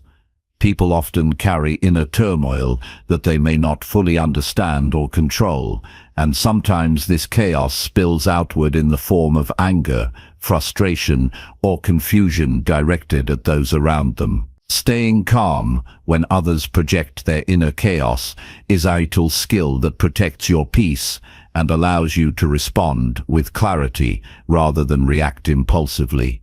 It requires discipline, emotional resilience, and a deep understanding of human nature. When someone projects their inner chaos onto you, it is important to remember that their behavior is a reflection of their internal state, not a judgment or attack on you personally. Recognizing this distinction creates a mental barrier that shields you from absorbing their emotional turbulence. This awareness prevents the situation from escalating and helps you maintain control over your own responses. Maintaining calm begins with grounding yourself in the present moment. Focus on your breath and posture, and remind yourself that you can choose your reaction. This practice develops emotional stability and reduces the risk of becoming overwhelmed by the other person's intensity. It also communicates a quiet strength that can subtly influence the chaotic energy around you. Listening with compassion, without immediately defending or arguing, diffuses tension. When someone is projecting their inner chaos, their need is often to be heard and understood rather than contradicted. Offering your presence without judgment provides a safe space that can help them feel less isolated in their struggle. This does not mean accepting harmful behavior, but responding from a place of steadiness. Setting clear personal boundaries is essential. Staying calm does not require tolerating disrespect or abuse. You can maintain your composure while firmly communicating limits. For example, calmly stating, "I want to understand you, but cannot do so when you speak this way," asserts control without escalating conflict. Boundaries protect your energy and model respectful communication. Recognize that chaos projected outward often masks vulnerability and pain. Seeing this beneath the surface shifts your perspective from irritation to empathy. This understanding softens your response and opens the door to connection instead of confrontation. Avoid taking on responsibility for someone else's emotions. Their inner chaos belongs to them, and you are not obligated to fix or absorb it. Detaching in this way preserves your emotional health and clarifies your role in the interaction. Responding with calmness can have a grounding effect on the other person. Your steady demeanor may invite them to mirror your composure, creating an opportunity for de-escalation and more constructive dialogue. This influence is subtle but powerful. Practice patience when faced with projection. Chaos rarely resolves instantly, and people may cycle through intense emotions multiple times. Your calm persistence signals that you are a reliable presence, not a source of further disturbance. In situations where the projection is intense or persistent, it can be helpful to physically distance yourself if possible. This break allows you to recharge and approach the situation later with renewed calm and clarity. Knowing when to step back is part of emotional wisdom. Self-care practices support your ability to remain calm amid others' chaos. Regularly engaging in mindfulness, exercise, and restful activities strengthens your emotional resilience. A well-tended inner state is less vulnerable to external turbulence. Avoid matching the other person's energy or becoming reactive. This escalation usually leads to conflict rather than resolution. Instead, focus on grounding techniques such as slow breathing, mindful observation, or silently repeating calming phrases. Reflect on your own triggers and vulnerabilities. Sometimes the chaos projected by others can activate your hidden wounds. Awareness of your emotional landscape allows you to recognize when you are being drawn into their storm and consciously choose to remain steady. Use your calmness to ask clarifying questions that encourage reflection rather than defensiveness. Questions like, "What's most important to you right now?" or "Can you help me understand what you're feeling?" invite the other person to shift from reactive projection to thoughtful expression. Recognize when projection is a form of communication signaling unmet needs or distress.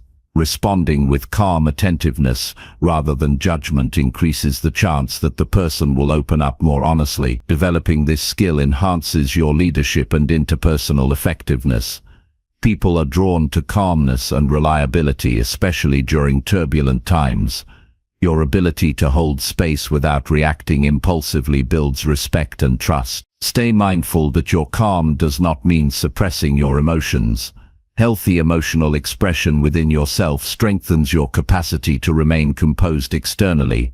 This balance between inner authenticity and outward calm creates genuine presence. Accept that you cannot control others' inner chaos, only your response to it. This acceptance frees you from frustration and futile efforts to change what is beyond your influence. Practice visualizing yourself as a calm center amid a storm. This imagery strengthens your mental fortitude and prepares you for real-life encounters with emotional projections. Engage in role-playing exercises or mindfulness practices that simulate stressful interaction. Training in controlled environments builds your confidence and skill for staying calm in actual situations. Remember that calmness is not passive, but a powerful form of engagement. It allows you to respond thoughtfully rather than react emotionally, transforming potential conflict into opportunity. Your calm presence can inspire others to seek peace within themselves. Sometimes the example you set is the most effective teaching. Reflect regularly on your experiences staying calm amid others' chaos. Note what strategies work best and where you can improve. This ongoing self-awareness deepens your mastery. Understanding that inner chaos is part of the human condition fosters patience and compassion. You meet others where they are rather than where you wish them to be. Ultimately, staying calm when others project their inner chaos is a practice of self-mastery. It requires discipline, empathy, and emotional intelligence. This skill strengthens your relationships and protects your well-being. It allows you to navigate the complexities of human interaction with wisdom and grace. By cultivating calm in the face of external turmoil, you become a beacon of steadiness and understanding. This presence is a profound gift both to yourself and those around you.